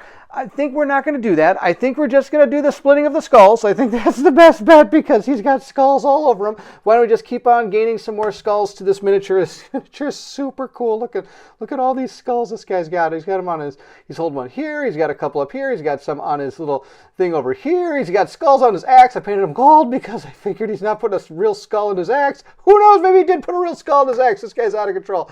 I'm going to attack the brute with my wild swipe. We're going to attack first with this one and see how it goes. With a target number of 8, I will roll 2 dice and take the worst one. I got a 14 and a 3 plus 3 is 6. So that's not enough to hit this target. That's too bad. We're going to attack again. We're going to hit the brute again with Frenzy this time. I'm going to have to pay my fate token in order to do that, but that's okay. We'll roll up our 2 dice and take the worst one. I got an 11 and a 5 this time, but the 5 plus 3 is enough to hit. Let's see if we critically hit him, even though it really doesn't matter. I got a 6, so it does critically hit, which would do 2 wounds, but because of the defensive line, it's only going to do 1. But this brute has already taken 1 damage, so we're going to abide by the card here, and after taking 2, he's going to heat up. So we're going to flip this card. And now, the next time I'm able to do 2 damage, we're able to take him out. And notice he lost that ability down here. Interestingly enough, your question now is going to be, well, what about that other brute? You didn't do any damage to it. That's correct. But according to how this game is played, and from what I understand, if you're able to heat up one of the enemies, the other enemy also heats up as well. And so I didn't actually have to do the 2 to that one. And on top of that, if I would have had 1 wound already on that other brute and made this one heat up, that brute would only have to take 1 more damage and it would die. It's an interesting system, but instead of putting multiple cards out there, this is just a cleaner and easier way to do this, though it is a little bit weird in a way. Skull Splitter has exhausted. We'll move to the Brigand. I could have potentially decided to continue with Frenzy. Since I did hit with that, I could have chained that attack, but I'm not going to. We're going to go ahead and move into this Brigand's turn. This Brigand is going to attack the hero in the same zone with this symbol here. It is Ferocious, so it will attack Skull Splitter from where it sits. The Brigand's target number is a 9. It got a 3. I failed my defense roll. So I'm going to be taking yet again another wound for Skull Splitter. Skull Splitter is now at 3 wounds. Our Butcher will go next with 3 movement, and it is going to use this symbol here, and it says Never Forgets.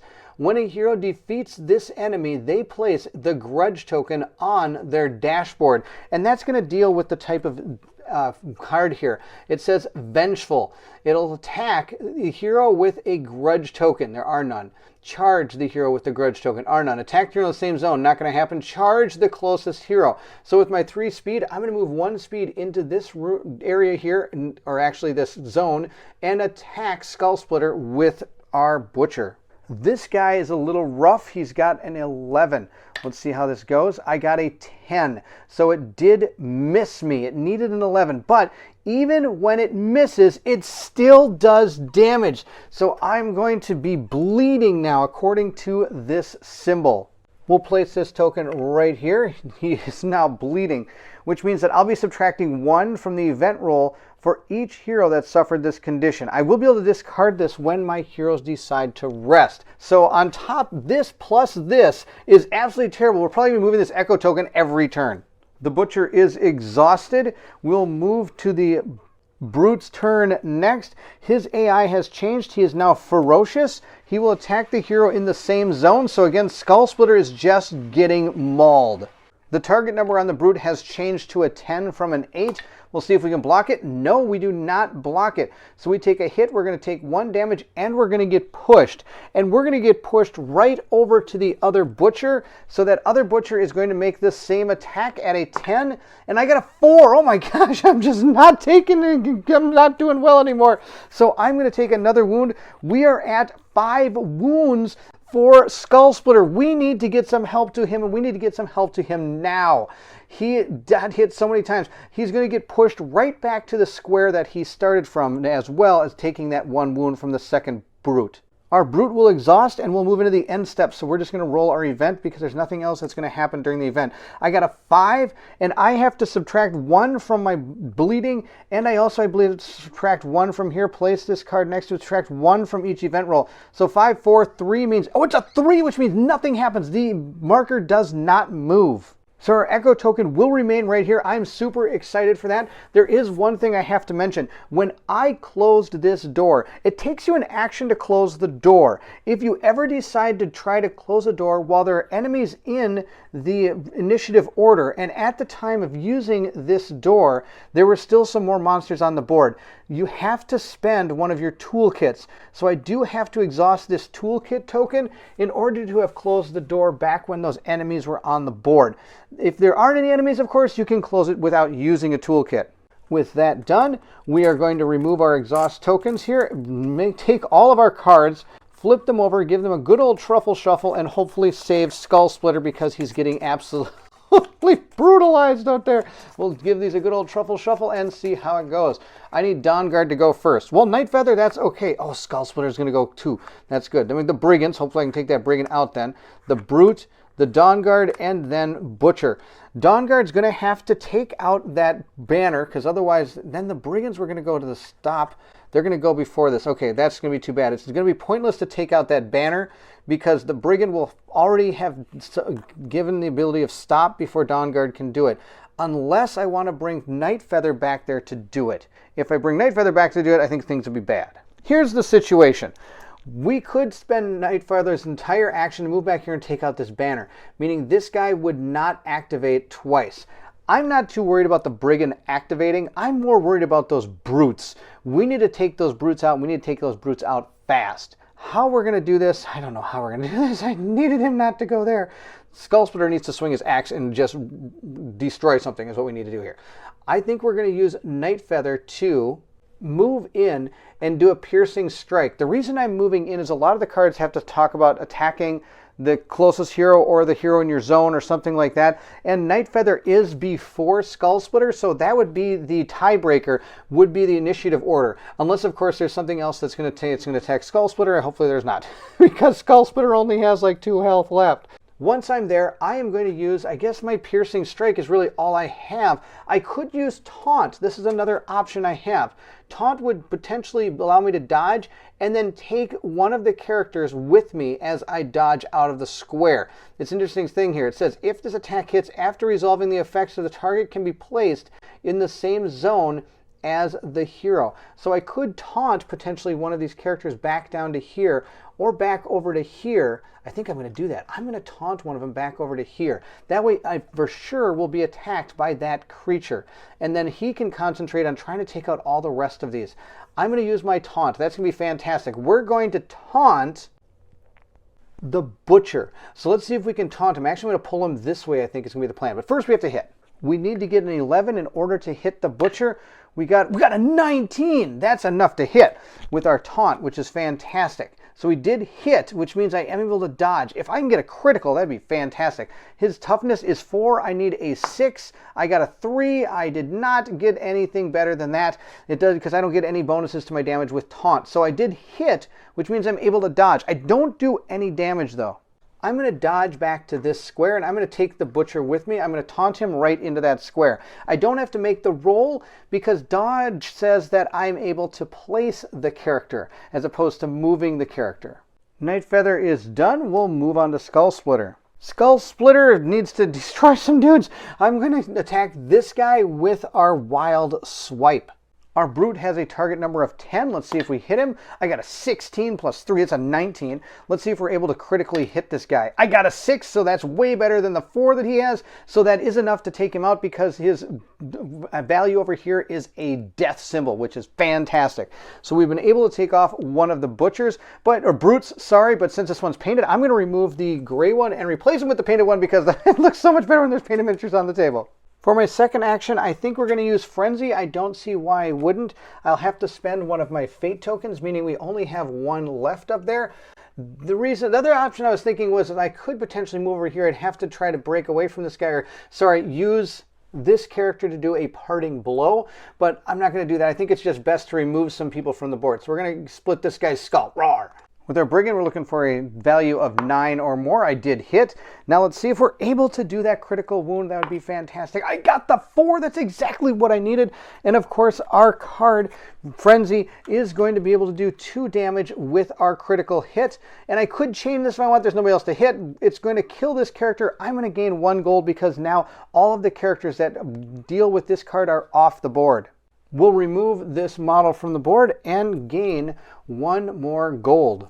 We'll exhaust Skull Splitter, and our Brute is going to be next, followed by Dawnguard, and then that Butcher.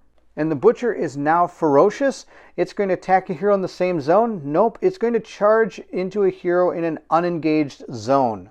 That's going to be Skull Splitter. He's going to charge right in here and attack. This Brute needs a 10, or I should say I need a 10 to block this, and I got a 9! Oh no! So we are going to take 1 more damage. We are at 6 damage now with Skull Splitter, who has a total health of 7. 1, 2, 3, 4, 5, 6. We have 6 damage. Lucky for us, none of these are serious wounds. They're all this symbol here, so I'm not taking any serious wounds. This could be really bad. The worst part about that is the first enemy to go, so I'm going to have to do that stop maneuver where he's going to stop right here, and he is going to attack again, potentially taking out Skull Splitter. We could lose a character in the first game. Dawnguard is going to go next, and I think Dawnguard is going to move and attack. I lied. Dawnguard is going to use 1 action to remove this. Just in case I want to get that out of here, then Dawnguard will move 1, 2 into that zone right there.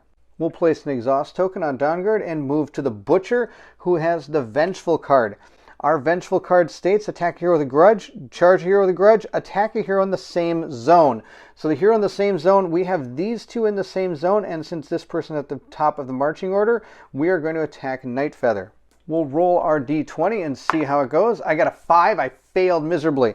So if we look at the Butcher is going to do 1 damage and bleed on a hit. So we'll give 1 damage to Night Feather, and Night Feather is also going to take a bleeding token, which remember is going to be -1 when it comes to our event rolls. So now we're at -3, so the only way we can ever successfully pass a roll is on a 6, and then that's going to be it.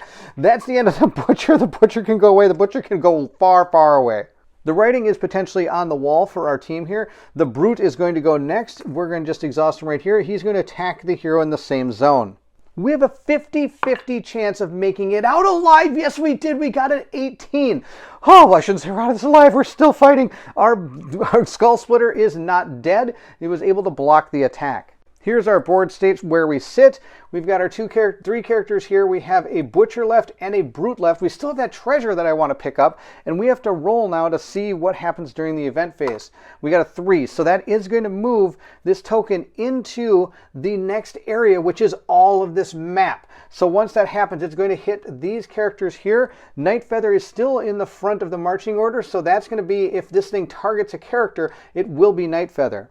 We have these 3 cards left for our Wandering Monsters, so we'll roll 1, 2, 3, 4, 5, 6, and see what is going to befall our characters. We got a 4. The giant rats are going to enter this encounter. Here's our giant rat. I'm working on him. I haven't gotten him fully painted up yet, but I got at least kind of his face done a little bit. I still have to work on the fur and, of course, the entire base of this monster. But we're going to put this monster right here, and now this creature has entered the combat. I will be removing the echo token. This is absolutely awesome. We are running, or not running, we are fighting for our lives here. I'm going to pick up all of our cards here, give them a good old truffle shuffle. We're going to look away and see if we can get some of our characters to go first. That would be awesome. We'll just give them a good old truffle shuffle and see what befalls our heroes. All right, the first person that's going to go is Nightfeather. That's awesome. Followed by Dawnguard. That's great. Oh, then we got to take that Brute out before it attacks Skull Splitter. Look at all the bad guys go, and then Skull Splitter. Oh no, this could be really, really bad. If we look at the giant rat, this giant rat will not die if it gets attacked. It's going to flip its card. I don't know what the backside is. I haven't looked at it. The butcher will die if I'm able to do the 2 damage to it. The brute will also die if I do the 2 damage to it. So we have to find a way to probably take out both of these guys. The giant rat is something we're going to have to deal with. There are a lot of symbols down here. The first one we have is our powerful attack. That's the one where I have to roll disadvantage on my defense when I get attacked by this creature. Good thing it's only a 7. The second symbol here is pulse. Once attack is resolved, the hero attacks each enemy in the same zone as the target. The enemy attacks every hero in the target range. That's terrible. Good news, the range is 0. And these are the AI cards it's going to use. This is the type of character it is. And it is going to flip its card if it gets... Oh man, these wandering monsters are no joke. All right, we'll see what we can do. Nightfeather is going to go first. Nightfeather is going to attempt to taunt our butcher. I've got a plan. Not sure if it's going to be great. We'll find out. Our target number will be an 11 for the butcher. Let's see if we hit him. We got an 18 plus 2 is a 20. We're going to see if we're able to critically hit him. We got a 2. We did not critically hit him. That's okay. According to our taunt card here, a hit is enough to be able to do a dodge, which then I can take him with me. And we're going to take him right into this square over here. Now I've singled him out. We're going to use our piercing strike at this time to be able to hopefully critically hit him and destroy him. Again, our target number is an 11. I got a 9, 10, 11 exactly because I get plus 2 with my dexterity because it's a rogue. Now we're going to see if we can critically hit with our piercing strike. I got a 3, which is not enough to get the 4, but our piercing strike allows us, if the target is the only enemy in the zone, to add plus 2 to the damage roll. So this is a 5. So I am able to do the 2 for the critical wound, which is going to kill the butcher, give us 2 gold, and again I get to dodge. This rogue is super cool. Get this gray miniature off the board, dodge back into there, and gain myself 2 gold, which means we have quite a bit of gold. I'm going to discard 3 of it that our Dawnguard has and give myself a 5 chip. Good work, Nightfeather. That was absolutely awesome. At this point, we'll move into Dawnguard's turn. Dawnguard has a few things that this character could try. I think the first thing we are going to use is we are going to again use our Steadfast. And because Nightfeather was able to destroy a character in the same zone or by itself, I'm able to refresh one of my fate tokens, so we're back to 2. I'm going to use it to go back down to 1.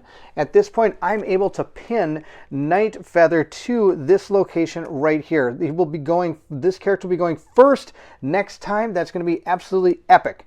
I'm super excited. This pin thing is awesome. I'm a huge fan of Dawnguard. Dawnguard's next maneuver is Dawnguard is going to use a guiding strike.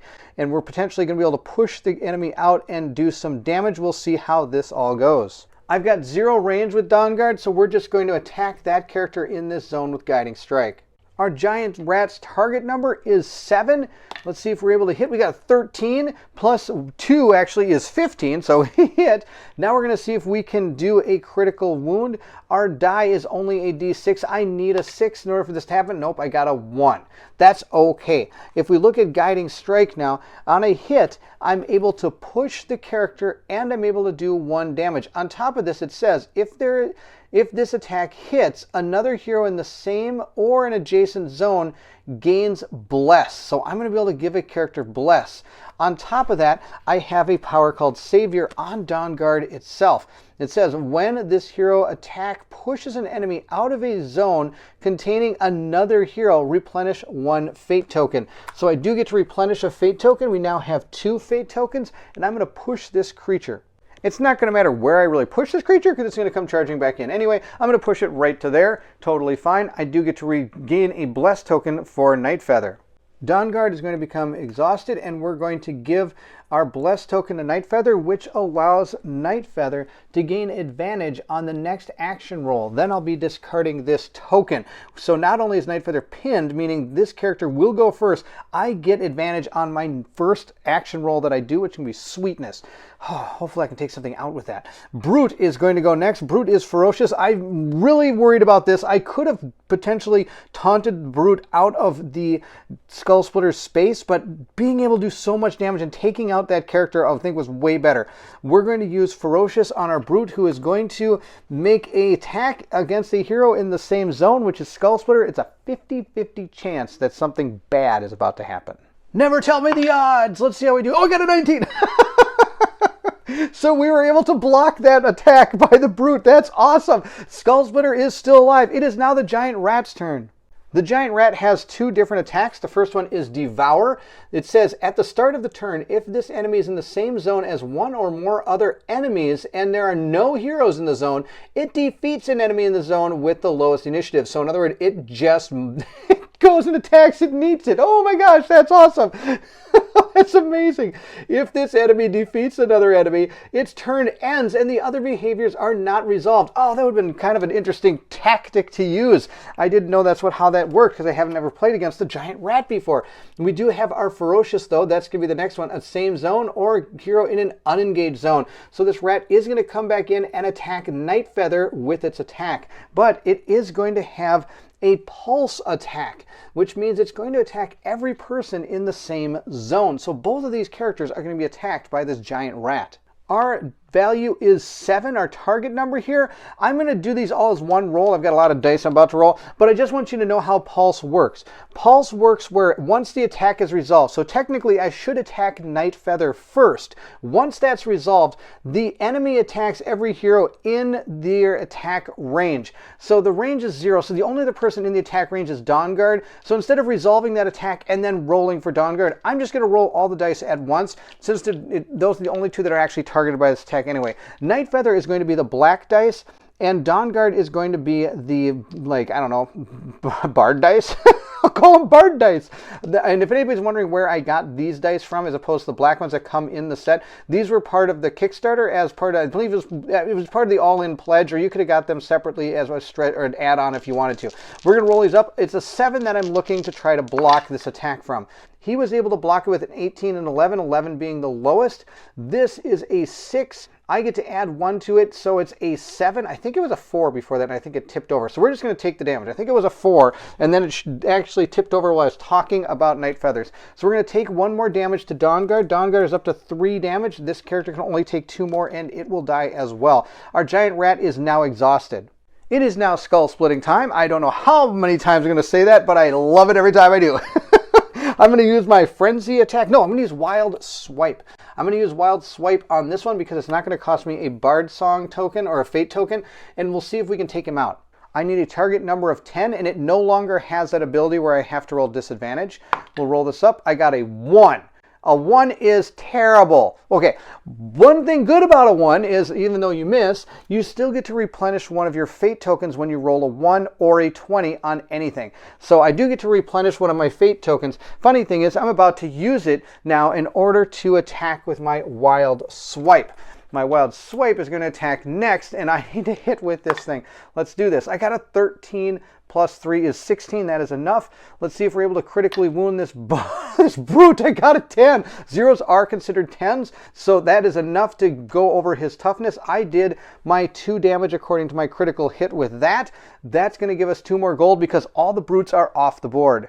Having defeated that character, we're going to take 2 of these, or 1 of these out here, and put in a 5 token. We've got 7. That's pretty awesome. I do want to mention, since we're here at Skull Splitter and he's on death's door, he has 6 wounds here. The way healing works in this game is you could either choose to heal a face down card, or if you're told to heal a wound, you could choose to take a serious wound and flip it down, meaning you'd still have that many wounds, but you wouldn't have to suffer the effect of the serious wound. If you do ever take more damage than you have of your grit, you'll have to use one of these potions. This potion will heal you back to full and remove any status ailments that you have. You have 3 of these potions at the beginning. If you ever come to a point where you don't have any of these potions and you take your 7 grit, you have lost the encounter and you go to the maintenance phase, which is near the end of the encounter, and it's in between the different adventures. There is a way to prevent that, and that's by using firewood. You could at any point in a zone, or in an area, remember the area is the big area, the large part of the game in between different doors. If there are no enemies in an area, you can choose to use firewood, flipping it over and creating a camp area where you can then heal 1 wound, and that's the end of the round, so you'd go to the event phase. I know you're saying 1 wound, what does that do? So Skull Splitter loses 1 wound, big deal. But if he does, say you have lost all of your potions, and at that point you lose all the grit, all your characters go back to the campfire token instead of losing the actual scenario that you're playing, or that mission you're playing, which is super cool. It's kind of like creating a save point inside the dungeon. So hopefully we never have to deal with that, but that is one way to prevent all your characters from just losing the scenario. So if you ever are getting close, dangerously close to losing all these, and all your characters are close to death, it's probably best to try to find a place where you can set up a campfire so you can at least save your game as you go through the adventure. If you do have to use the campfire token, you would heal, again, all of your wounds and your status effects that you have. You would place this token that would normally be out on the dungeon back up in the exhausted area where all the other tokens are. And if at that point you die again, you would have to restart it. You could have multiple campfires inside the dungeon that you're running through. So if you want to set up a couple, maybe that might be a good idea. Who knows? But anyway, I just want you to make sure that you understood how healing works and how this game has, like, potentially you could die in it, or how you're able to keep yourself alive in this game. So this game is really super cool and has a lot of neat, really cool mechanics. But back to our cards here. Skull Splitter has completed his turn. He is now going to be exhausted. We were able to destroy that brute, so we're going to take him off the board. Oh, these guys look super cool. I really do dig the models they have in these. They're really cool poses. I like them. All right, that's the end of our turn. I'm going to remove these tokens. I am not going to shuffle his card into this roll here. We're going to, I don't have to do that yet. I have to roll my die. I have to roll to see if that thing's going to come out. The Echo token. I'm going to roll it up. I got a 5 minus 1, 2, 3. So 5 minus 3 is 2. We are going to be placing this Echo token in the starting location of the map. Now that's not going to affect our area yet because we did shut that door. Now we're going to take our cards and shuffle them up and see who goes in what order. Hopefully we can take out this giant rat and move on before I lose. Hopefully that's the plan here. We'll go ahead and flip them over. Skull Splitter is going, then the giant rat, and then Dawnguard. But remember, Nightfeather is going to go first. I'll remove our pinned token.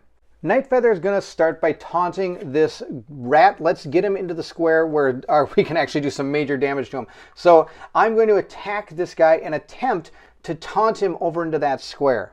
Good news, because of our Bless token, I am going to gain advantage on this attack. So we're going to roll up 2 dice and try to get a 7+. We got a Bardsung symbol. So all of our fate tokens are going to be available to us. That's going to be monstrous. We were able to hit this character. Now let's see if we're able to wound the monster or do a critical hit to the monster. I need a 6. I got a 5. Oh, and I don't get to add anything to it. This doesn't allow us to do that. But it will allow me to move this creature. And a hit only allows me to dodge. We'll dodge up to here and bring him with. We're going to taunt him right into that location. At this point, I'm going to discard my Bless token, and we're going to move into our second action, which is Piercing Strike. Let's see if we can do a critical hit and do 2 damage to that guy. That'd be awesome.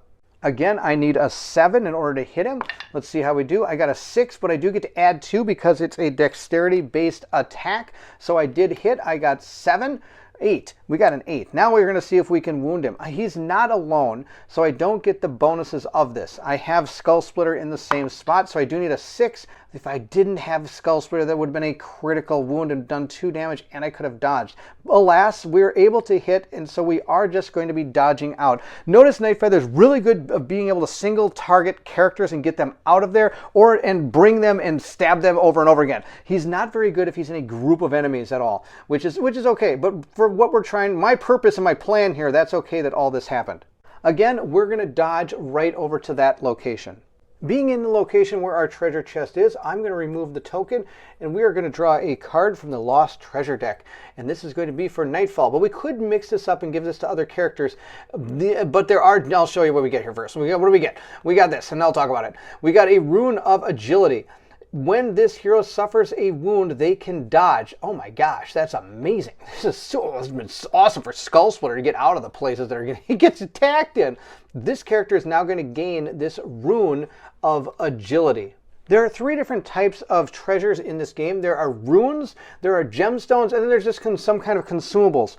Gemstones are going to be able to be slotted into your weapon, and based on the number down here is how many you can have. On top of that, you can only have one color of a certain gemstone attached to it. So if I could attach 3 to this, let's say, I could only attach 1 green one. Now this is a rune, not a gemstone, so I can't attach it to one of my weapons. What I can attach runes to is my armor. So I could attach this to this one, but this has a 0. So I can't even slot this in to this person's characteristic cards. On top of that, I've just noticed that Skull Splitter has 2 weapons, so he can only slot in gemstones, which kind of makes sense. And sadly, so does Nightfeather. Nightfeather only has weapons, so Nightfeather can only slot in gemstones. So sadly, from at this point in time, this is a pointless item to have found, which is really sad. If we were able to upgrade Dawnguard's armor to another card, I'm guessing that one would have rune slots for this rune right here if I wanted to put it on. But for now, Nightfeather is going to take this and put this with his rest of his stuff. He might as well keep it. We might be able to put it on somebody at some point. And that's the end of his turn. It is now Skull Splitter's turn, and it's time to take this giant rat completely out of the game. I'm going to start with my Frenzy card, and I do want to explain my chained attack again. So what we're going to do is we are going to pay our fate symbol to attack with Frenzy. So I am going to use that right there. If I'm able to hit, I can chain this into another chained attack or I can do the same one again. In order to do that, though, I have to spend another fate symbol.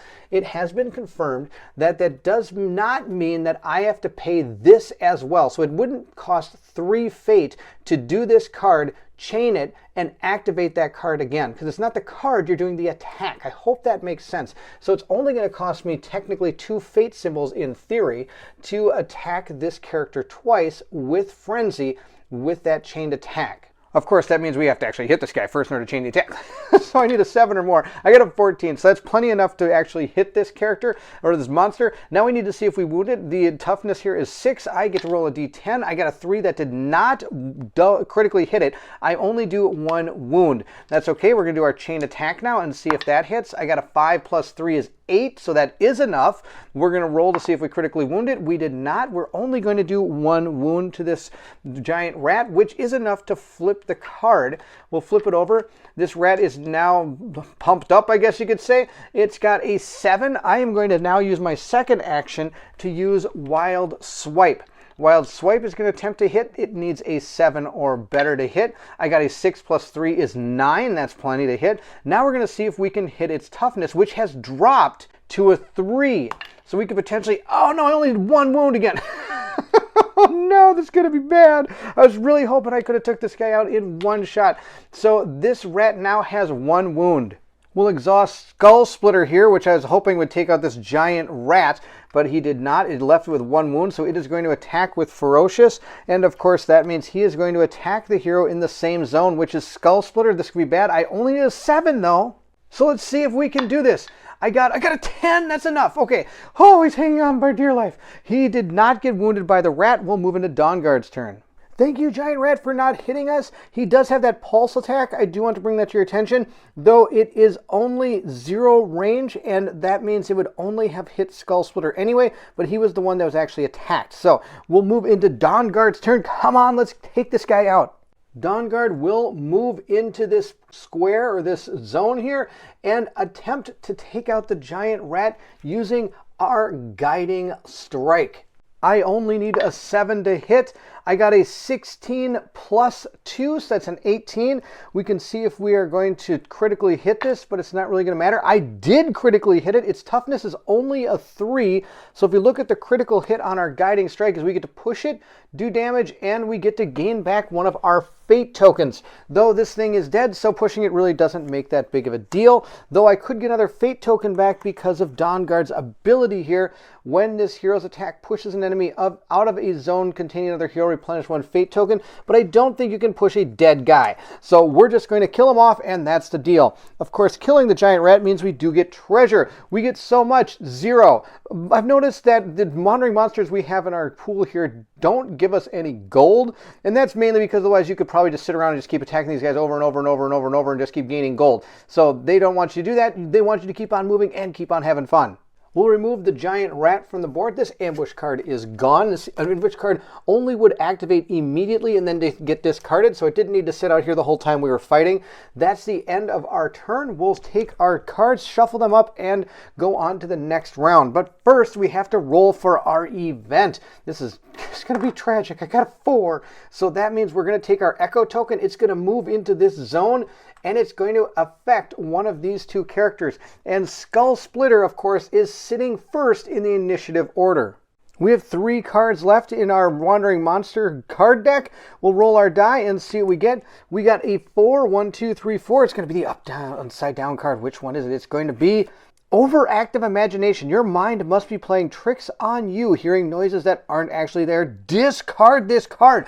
Oh, that's so good. So we don't have to worry about these 2 monsters coming in. We do have to discard this, so that does mean next time, no matter what, one of these 2 monsters is going to be entering into our zone and taking us out. But of course, we'll have a little bit of time before that Echo token will make it to us. With that complete, we will take all of these, shuffle them up a little bit, and see how it goes. We'll turn away so we don't see, give them a truffle shuffle, and our first character is going to be Dawnguard, followed by Nightfeather and Skull Splitter. There we go.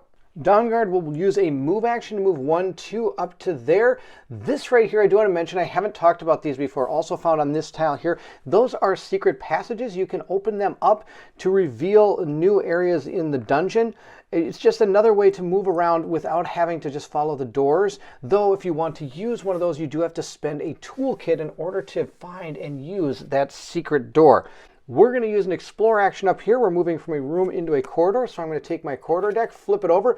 We have found a battle goal here, and we have a lot of enemies here. But notice this, I do not have to put it a certain way. So let's go ahead, grab this tile, place it down, and put down some enemies. Interestingly enough, we're not going to have enough room to place this. It's going to go off the board, and that's exactly what you want to do. You want to go past this line right here. There's a lot of interesting lines up here. I don't know why they made it exactly like this, but all these are just artwork. This leather strip right here, that is the edge that you're trying to overlap with one of your tiles to get out of the dungeon, or out of this particular area of the quest. So we're going to place this here. There's going to be a stair token that is going to go right there, and we're going to place down a raider, a brigand, and a brute in this room. On top of that, we're going to be drawing a battle challenge deck card, and we have to get to this location.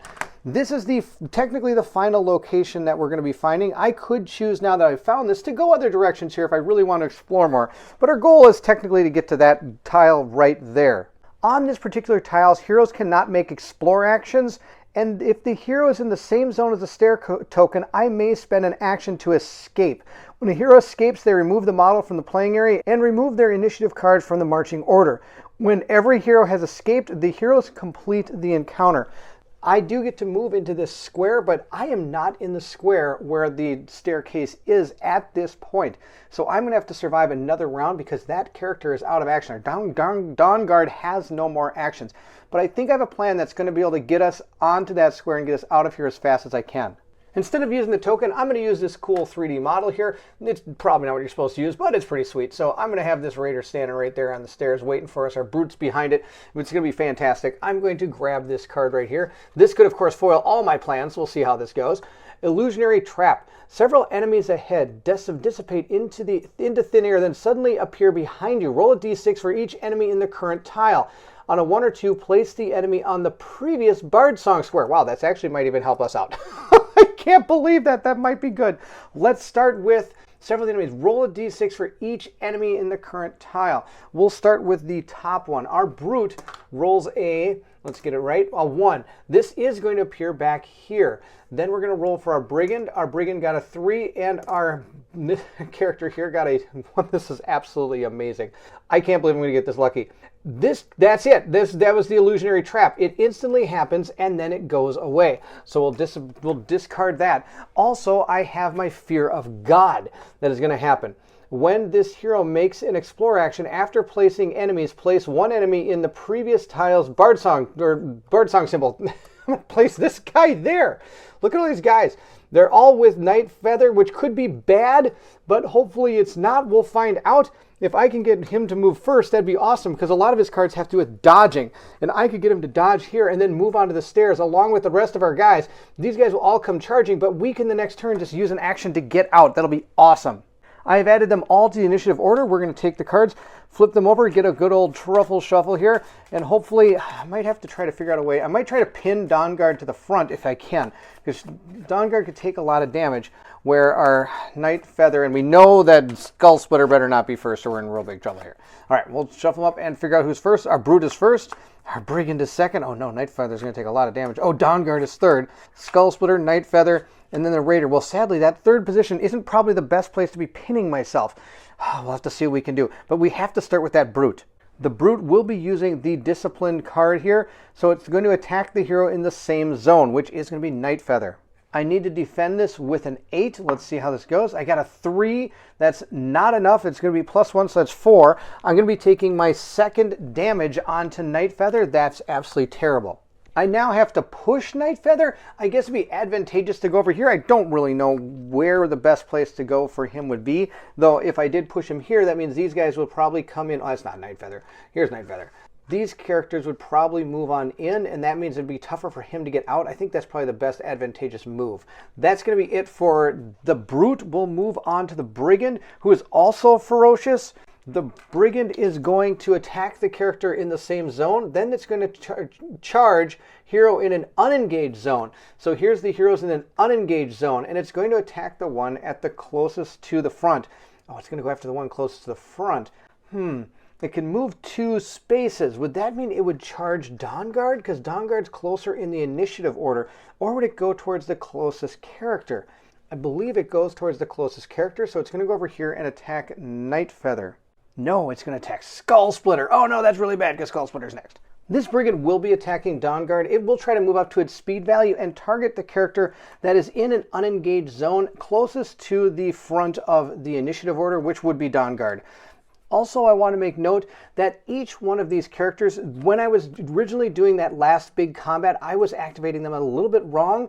The way that these characters activate is they're going to activate the most north character that can activate first. Then it's going to go around in a clockwise or in a compass formation. They're not going to activate based on these cards. When I was originally doing it, I think I was making the Brute that was in this square attack first. Then I had that one attack and try to charge in. So just be aware that the most north enemy in the initiative order that is going by this card will be using their behavior first, then so on and so forth.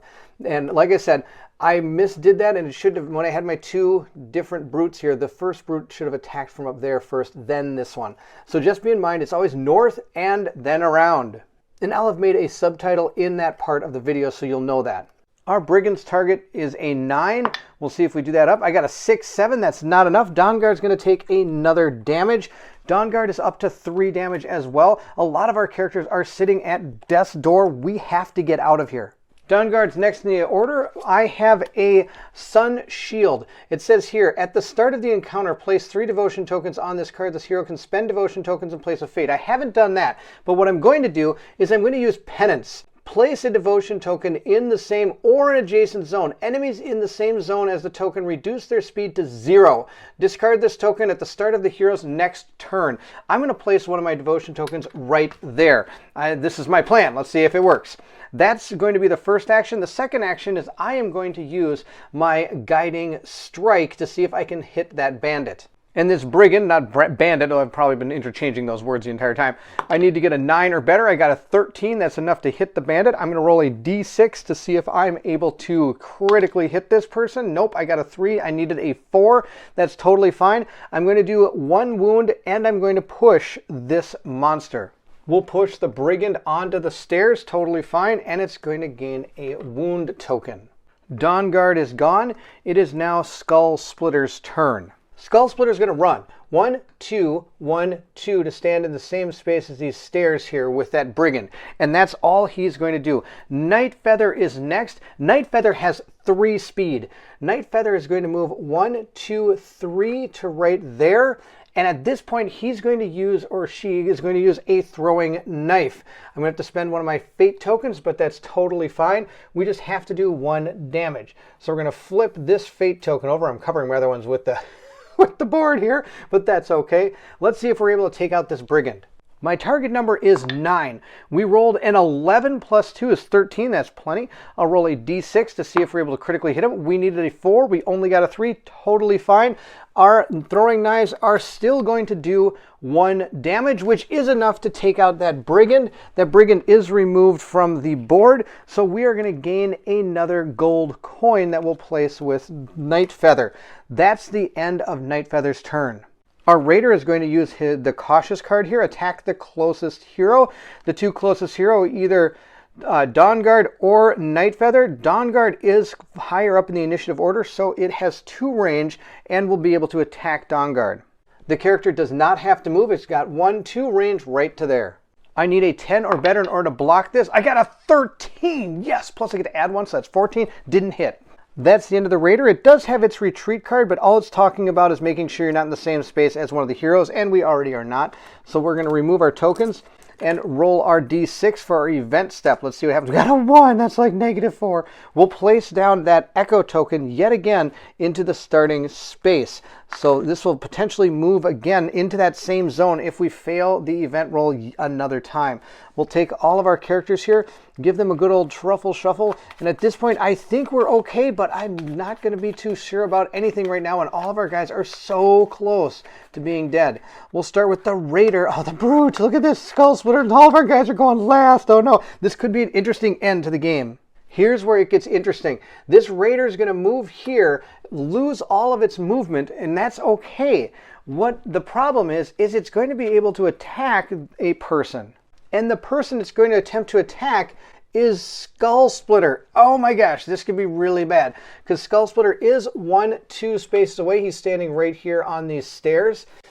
Maybe should have got him farther away if I could. I couldn't actually, now I think about it. So 1, 2 spaces away, he's going to attack from right there. At this point, I need to roll a 10 or better or we're in big trouble. I got an 8. Oh no, that's not enough. I'm going to take 1 damage. With that final damage card, we are going to be at 1, 2, 3, 4, 5, 6, 7. That is enough to knock out Skull Splitter. We're going to remove our token and all of our damage cards and flip over one of our potion tokens. We only have 2 left, which is too bad. Maybe I should have gone and done a campfire when I had a chance over when we had nothing on the board for that short period of time. I just know we were so close to that ending that I wanted to keep going. That's it. That raider has done its job. The brute is next. Now I've set this up so the brute can't actually get to us. It's going to use its discipline card here to charge in an unengaged zone, which would be this one right here. It's going to move into here, but because of my penance token, it's not going to be able to move past that marker as far as I understand. Skull Splitter is next. He's going to use an action to get out of there. We're going to use Dawnguard to move up here, use an action to get out of there, and Nightfeather is going to move and get out of there as well. And we have survived barely the first mission in our playthrough.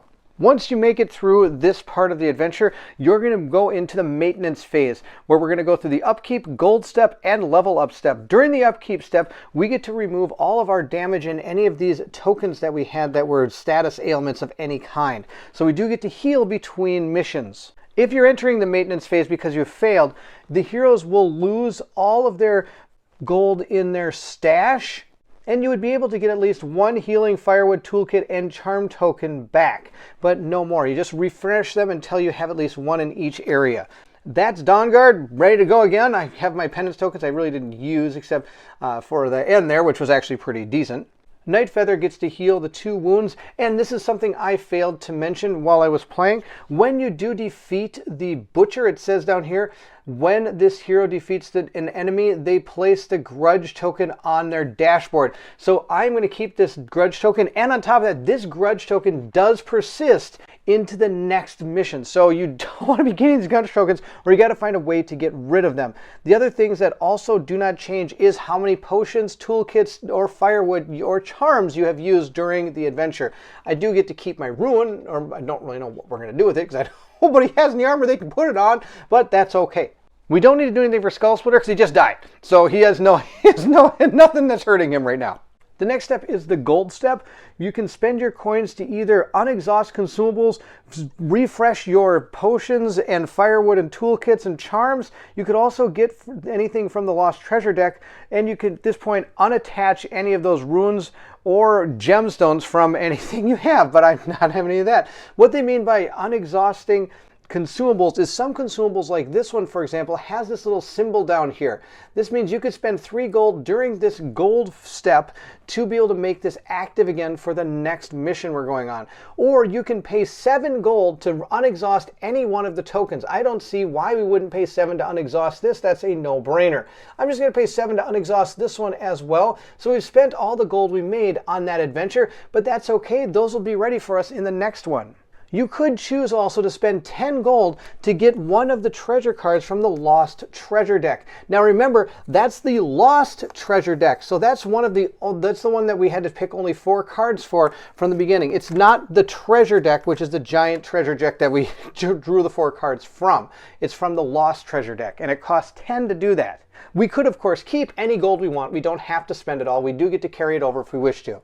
The next part would be our leveling up. As you can see in the goals here, every encounter is going to give us 1 experience point, plus discovering a lost treasure is going to give us 1 experience point. So we completed encounter 1 and we found 1 lost treasure, so we have 2 experience points for each character that we can spend. Our first character, for example, is Dawnguard.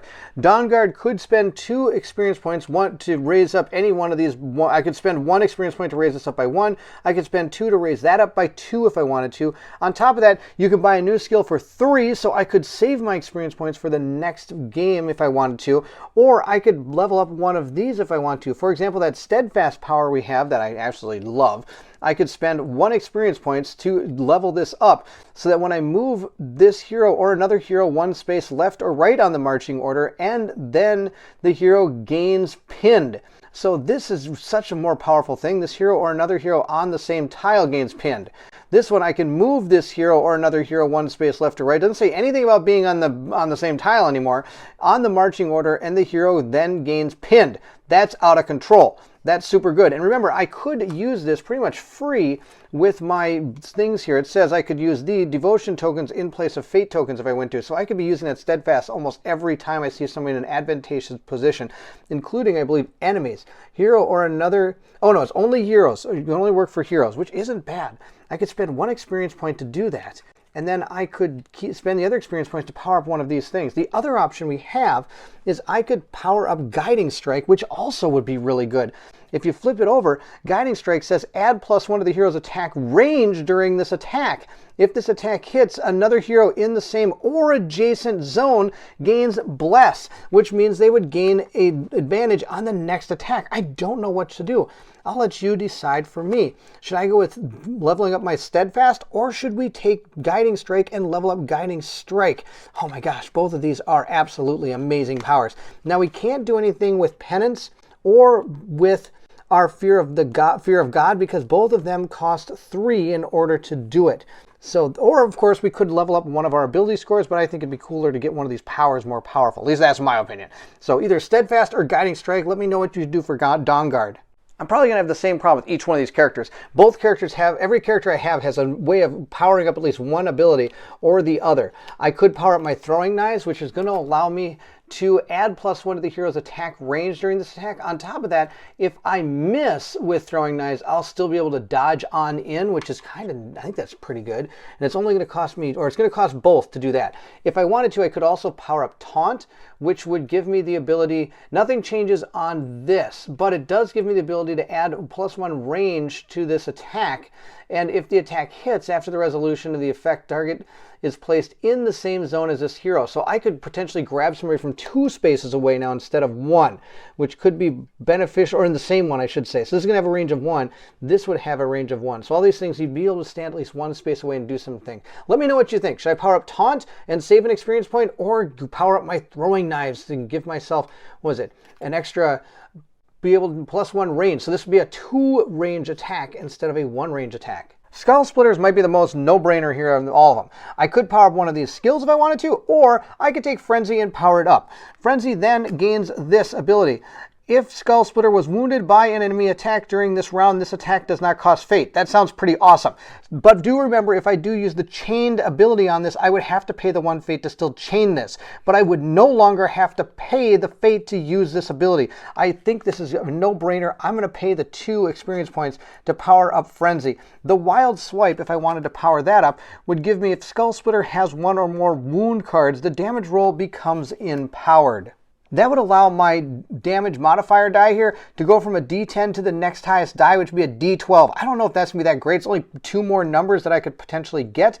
On top of that, you can't go past a D12, so I could never go to like a D20, which would be absolutely bonkers good. Can't do that. So I think Power of the Frenzy is probably the best choice for Skull Splitter.